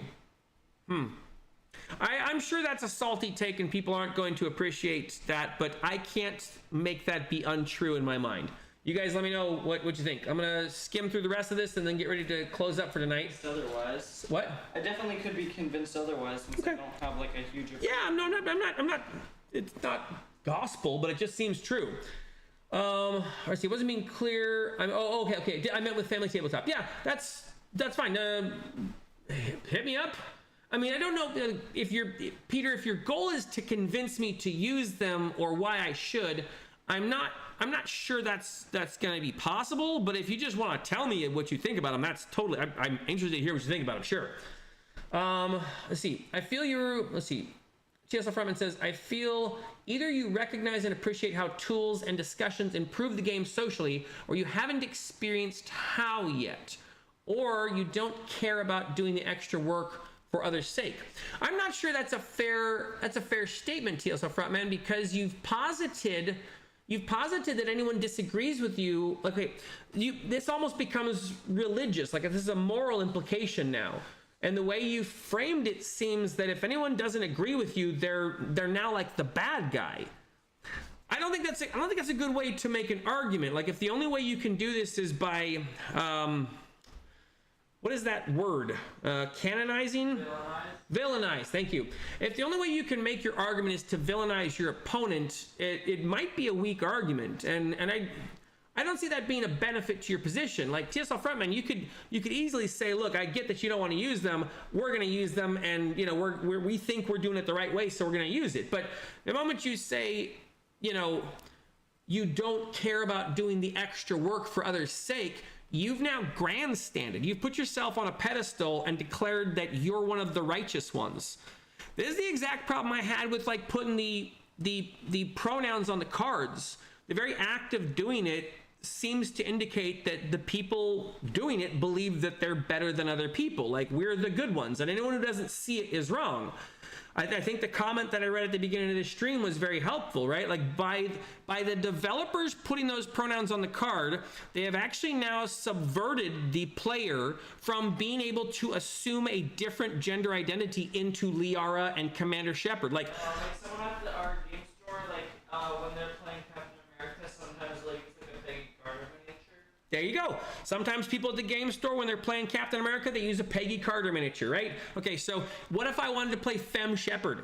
So now I go play your game, I can't be Femme Shepard? How dare you guys, right? Like, I identify Shepard as being a female. In fact, when I played Mass Effect, I played with her a female all 3 games. I don't even think I ever touched the dude. I don't think I made the dude a single time. Femme Shepard was always Femme Shepard, right? So, anyways, I'm not sure that the moral position helps your argument, TSL Frontman. Let's see, gonna keep going down. Bastido, don't know what that is. Let's see, you might have a blast not caring about other players, but not at my tables. Again, that's moral grandstanding. It doesn't help your argument. If your argument is that the social contracts are good for the game, you have to structure that in the mechanics of the reason why. If you do it only based out of the fact that your opponent is a villain, then all you've done is declare that you're morally better than them, not that you're right. And now, okay, so now we have to say, all right, so now we have to say, what do you mean by caring about the players? You know, so now we have to go into your argument and try and take apart the morality of the framework. Okay, what do you mean by good? What do you mean by affirmation? What do you mean by safe space? What do any of these things mean? And once I start pressing you on this, it's going to get convoluted, and it's going to be very difficult for you to back up your position, because instead of arguing from a mechanical point, you're arguing from a moral point. This means that we now have to talk about morals. What do you mean about good and evil? Right? And if you can't articulate this thing, then we're not even really having a discussion anymore. And instead, you are just positing that you are better than me for having a position that's different than yours. I agree that you should be able to have social contracts at your table. And you have to be able to agree with me that I don't have social contracts at my table, and I'm not going to. Right? And even if I play online, I'm going to choose to not have social contracts at my table. And it has nothing to do with me being a bad person. I'm just going to try and suss out the people I play with in such a way. Look, I'm going to go play with Ticking Time Bob, right? And Ticking Time Bob and I are going to have an engagement in the game. And at some point, if I get the sense that Ticking Time Bob is trying to put weird, I don't know, porny things into the game, I'll be like, dude, what are you doing? Why are you putting weird porny things into the game, right? And we're gonna have a discussion like humans or something, right? I don't know. I'm not sure how a social contract would mitigate him subtly putting porny things into a game. I don't want to play with porny things, right?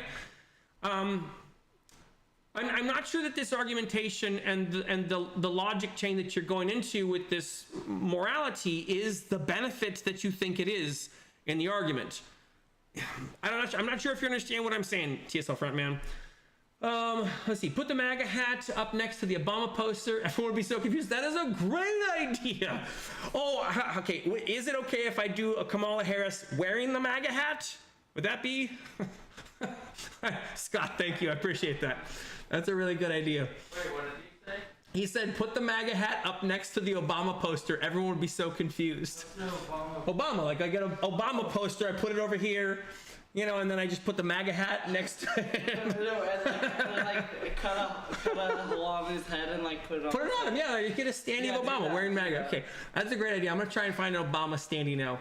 Thank you. TSL Frontman likes that. Let's see, my final comment. AJ says my final comment.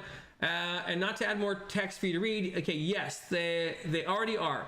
I have to I have to agree to access. Hang on.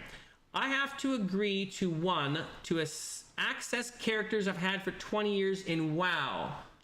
Oh, okay. I see what you mean. Okay. So, but that's just video games. This is TTRPGs. Who cares about video games? They're dead.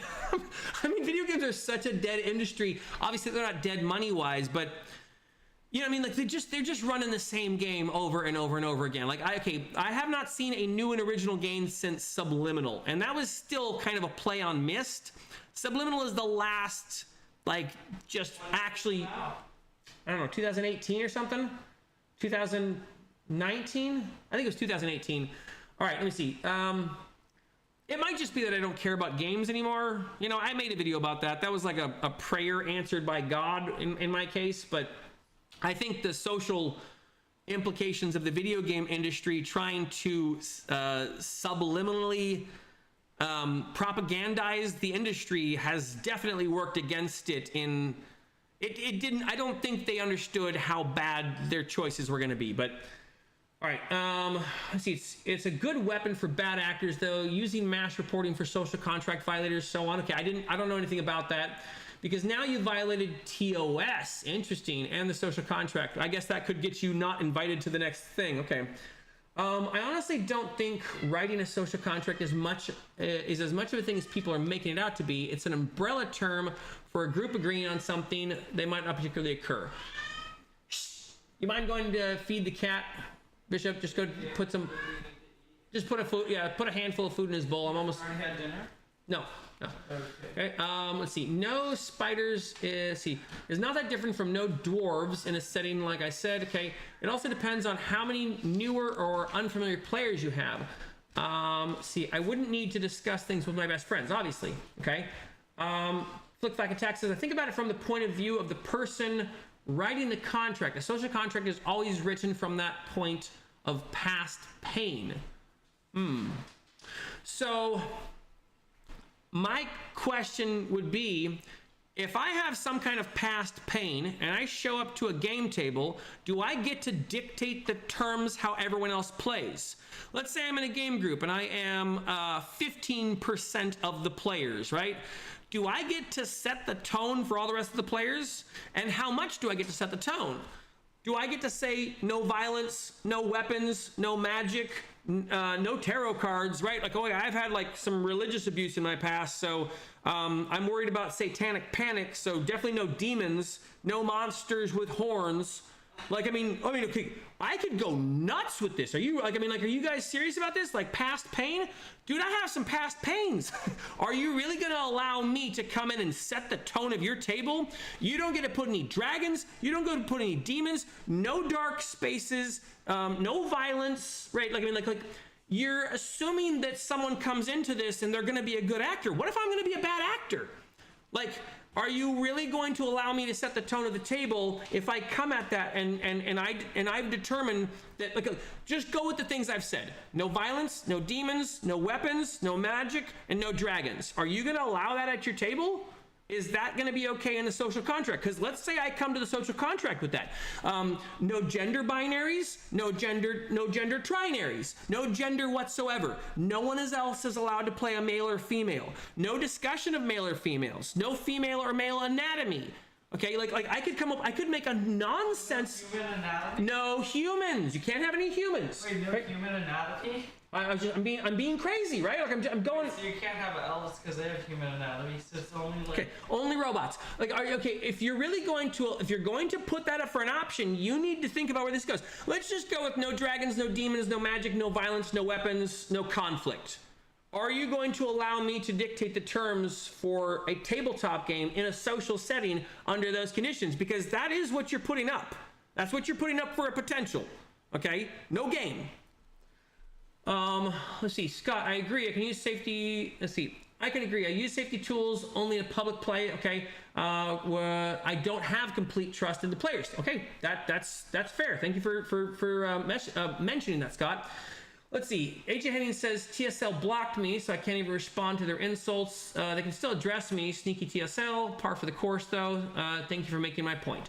TSL Frontman says, I don't mean to villainize. I've seen the benefits of discussing expectations or limits in session 0. The people who are against such a discussion haven't shown the benefits of that though. And I'm putting that point out now. The benefit of it is that you get to have a game. If you allow me, and I have traumatic past, and I get to dictate the tone and the setting and the themes in the game, my dictations can require that you have no game. Let me know if that's interesting to you. Let's see. Peter Bastaro, no talk, just convincing. Cool, we can just talk. I'd be interested to hear your take. AJ says, exactly. Their morality is politically weighted, hence why I stated it was uncomfortable. I would be excluded, okay? Even if I had a principled reason as to why I didn't want to. Okay, fair enough.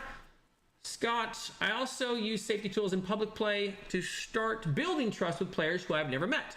Okay? TSL Frontman, so do you understand social contracts? Let's see. So do you understand social contracts enough that you could lead one productivity for a group? I'm not sure if you're asking me or asking yourself. Let's see. If you can't, then I assure you it's possible. Let's see. So, do you understand social contracts enough that you could lead one productively for a group? I don't know. If you can't, then I assure you it's possible. I don't understand the framing. Let's see. Social contract is an unusually loaded term, but, and I'm guessing you're going to continue it. Okay.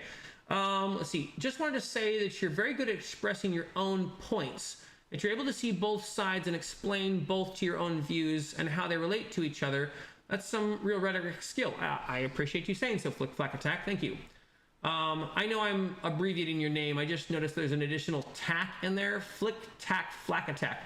I'm probably going to be calling you Flick Flack Attack. I apologize. TSL Frontman says, thanks for the chance to explain myself. I think if you can't give a good example of a safety session and someone else can, then I think you might be missing some perspective is all. This is a different type of positioning. This is argument from the position of, authority. It's also, I mean, it's not a good way to argue just on a basic premise. When you argue from a position of authority, you distance yourself from the position of the person who is also trying to argue with you, and you have now stated that if only they would just educate themselves, they would see it your way. If instead you have the ability to make them see it your way as opposed to giving them like some homework, then it's probably that your argument is really easy to be made or is good. If you have the ability to bring someone to your position in an argument and they are attempting to understand your position in a good faith form, which I believe I generally am trying to do, like I'm not trying to not see your position. But if you have to posit yourself as being in such a lofty position that if only I would know, if only I would educate myself, well, it might be a weak argument. And so maybe you're not making the argument well enough. I'm genuinely trying to understand the reason why everyone should have to do it. Like, TSL Frontman, is it okay? Are you okay with me never using a social contract in any of my games ever? Are you okay that I'm never going to do that? Can you accept I refuse to do that? Let's see if we can get past that. I refuse to do it. Can you accept that I refuse to do it? Do you have to polarize the argument in such a way that you make me a bad guy for never doing a social contract? Is it possible for me to never do a social contract and still be an okay person? Let's see what happens. See if I stated I view that as a violation of general trust, I would be forced to sign. Okay, got it, right. If not, then I would be presumed guilty. Interesting. So so AJ Henning seems to be saying that it is viewed as some kind of legal contract, and I think that's interesting. Okay, so Scott says he doesn't do it with a signing, just like a little speech. Let's just be clear. Okay. Tesla Frontman says, I presume social discussions of games is good and a good skill. It grows over time. It allows you to stretch established limits to their max without overstepping unpleasant things. Could you please describe what you mean by overstepping unpleasant things?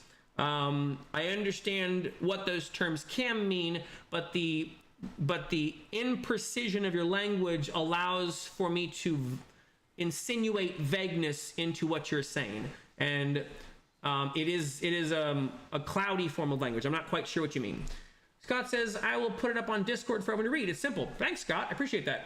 Per the social contracts, Nate, yes, that's the point. You can request whatever you want via it. Okay? All Christians can play, Brian Stevens says. TSL Frontman says, so an example I saw recently, I swear it was this channel, was that a player's husband drowned. Someone did mention that here. I believe it was Ingatama who was talking about that. Then the DM had monsters try to drown them. Okay, this doesn't mean no dragons because that's impractical. It doesn't matter if it's impractical. What if I have a bad history of dragons? Like you can't tell me what things trigger me. Like I could be seriously triggered by dragons. Watching a dragon movie and that gave me nightmares for a month. There you go. Yeah, a dragon movie gave me nightmares. Oh no, like hey, you guys, you can't shrink me. You can never shrink me because when I was a kid, I saw The Incredible Shrinking Woman, and she fell into the garbage disposal, and I threw up my caramel corn popcorn. That's actually a true story, and it made me sick. Right, so you can't shrink me. I could come up with some pretty ridiculous stuff that people can't do based on my history of traumas. And if the whole group has to conform to my past traumas, oh my goodness, I mean, like, dude, we could, okay, all right, so now I think the idea I have is to come up with a legitimate social contract based on my own personal past traumas. All right, now this is giving me an idea, all right? So I'm going to make a legitimate social contract. I'm not going to use hyperbole. He successfully gave you home. Since I was a slave when I was a kid, no slavery. Since I was, forced into labor, since, I was abused, no violence, okay? Since, weird sexual stuff happened to me, no sex stuff. In fact, no sexes. No villains, actually. I'm not even being hyperbolic. I'm just saying, if you're going into the game with the desire to make the game conform to your past traumas and only soft foot you things that you're ready for, the question becomes, what are you ready for? Are you ready for anything? Is the game session a therapy session? Is tabletop gaming supposed to be therapy? I understand that it can be therapy. Is it supposed to be therapy? All right, look at social contract. I'm sure this is going to be upsetting to a lot of people, but I mean, this has now become a thing, and I, make one. Make a real one.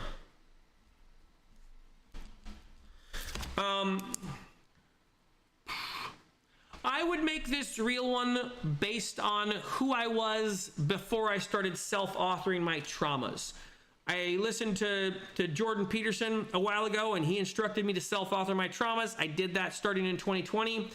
But had I started a game session before that, yeah, these social contracts probably would have been something that I needed in games, or maybe even wanted.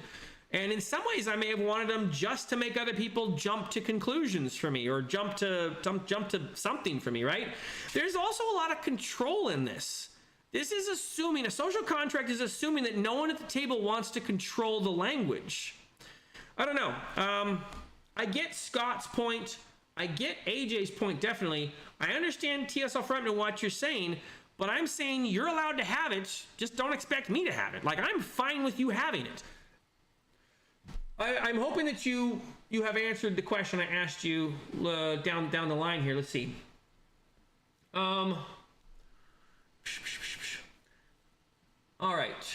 Safety tools. Okay, safety tools from Chucky. Some of my players got it up. If I had a player ask me to stop on spiders, I would. Okay, gotcha. All right. Okay. AJ Henning says, I watched my father die when I was very young.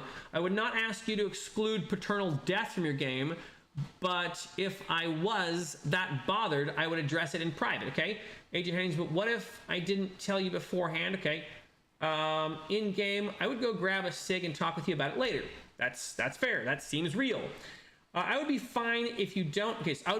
I would be fine if you don't use a social contract 100%. Okay, cool. I just think they are better for the game. You could play soccer without a ref, but most leagues have them. Good faith or no? I appreciate that, TSL Frontman. Thank you. He says he's fine with me not using the social contract. He just thinks that they're better for the game. And, I'm not sure what to do with the allegory or the metaphor of them being the ref, but I'll have to think about that. Let's see, AJ Hennings, because I'm 31 years old and not defined by my trauma, it happened, it sucks, but I'm not going to ruin everyone's night over something that was unintentional. Let's see, and I can advocate in post and mitigate if it's a big of a deal for me, but personally I would not do this. Okay. Brian Stevens, why do we keep politics as Christians out of our lives? Jumping to your next comment, Brian Stevens, as a Christian, we should vote for everything, right? So I definitely don't keep politics out of my life, because politics has kind of become everything. In this case, politics is men and women's bathrooms now, and all sorts of other things adjacent to that. So if we're talking about the voting thing and what I mentioned earlier in the evening about that, I've never voted. I'll tell this. I told the story before. I'll tell it again. I was like 17 or something, and I was watching MTV during the daytime. I think it was like noon, and there was like that show where everyone dances on the beach to music. And what was the girl's name? It was Carson Daly and Trisha something or other. No, I can't remember her name. Anyways, they were like, make sure you all go out and vote. And I was like, you guys are talking to me. I'm watching TV in the middle of the day. This can't be real. You're really going to let me decide how this country's run? I'm stupid and watching daytime TV. In my mind at that point, it either became fake or stupid. So either it's stupid that you're going to allow an 18, okay, I might have been 18 at the time, but it's stupid that you're going to allow someone who's watching daytime television at noon on a Monday to vote for who runs the country. Like, that seems dumb to me. or it's fake. You know, and I don't know which one to make of it, but you know, this is, again, I have like a conspiracy brain mind, so I don't know what's going to work for me. I agree that we should vote, and you should definitely vote your conscience. And I don't know. I've also seen some stuff in the area that I'm in that suggests to me that voting won't matter. So it's I don't know. I might go out and vote. We'll see. Let me skim through the rest of this. I think we're on the same page. We support our players. We all want to have good times. Malachi says, this has been a really interesting discussion, but I don't see it ending soon. You're probably right, Malachi. And it's already way past my bedtime. Thanks for the stream. Good night, Nate. I'll catch you again tomorrow. Midwest Malachi, thank you so much. God bless you. Have a good night. Hold on. If you're triggered by dragons, you'll definitely mention that to your DM before playing Dungeon & Dragon adjacent game. Very fair, TSL Frontman. Honestly, some black people might not want to play with slavery depending on how it's depicted. And that's pretty reasonable if like a white DM plays it like slavery was pretty chill. Okay, sure, if it was done distastefully, that would be kind of a bummer, right? Let's see. If you're triggered by dragons, play Shadowrun. Fair enough. See, Scott, there are dragons in Shadowrun. Oh no! There are dragons in Shadowrun. Okay, also saying by Poly Contrail. See, Scott says, crap, I forgot. It was a joke because you can play Shadowrun 6th edition. Okay. Oh, because you can't play Shadowrun 6th edition. Back to Brian. Let's see, Brian Stevens. Well, that's a modern social take. Christians should advocate for their political views.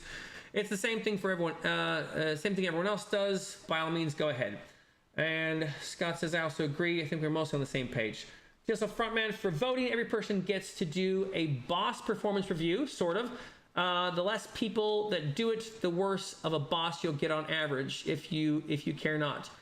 I don't think I don't care. I just think I don't believe it's real, you know? And so at some point for me, it feels like a performative thing to go out and vote. I don't know.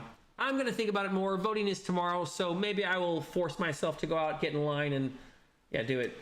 All right, let's see. You should. Earl Soling says 16 people here, lol, insignificant. That is a great comment to end on. I'm not sure what that means, but thank you for commenting, Earl. Thank you everyone else for being here. Caught up. I did. I finally caught up. Yeah, I think everyone. Okay, I think everyone got the sense that I was trying to wrap it up. So thank you all for allowing me to wrap it up. Thank you for a discussion about the social contract. That's been fun. Let's see. This has been the best overall conversation discussion I've seen in a while, especially considering we're so close to voting day. Yeah, this didn't really feel contentious at all. Yeah, thank you. AJ, TSL Frontman, Scott, let's see, Brian, Polly, Contrail, Flick Flack Attack, Midwest Malachi. Let's see, there's a few more in here. I know Derp was up here pretty recently. All right, I got everyone who was in here recently. Anyone else who's still here, thanks for hanging out with us. Flick Tack Flack. I know. Okay. Oh, the Phoenix GM. All right, Phoenix GM.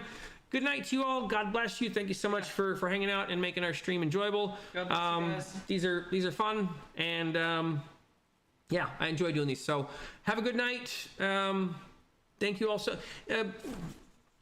much for your encouragement and your focus.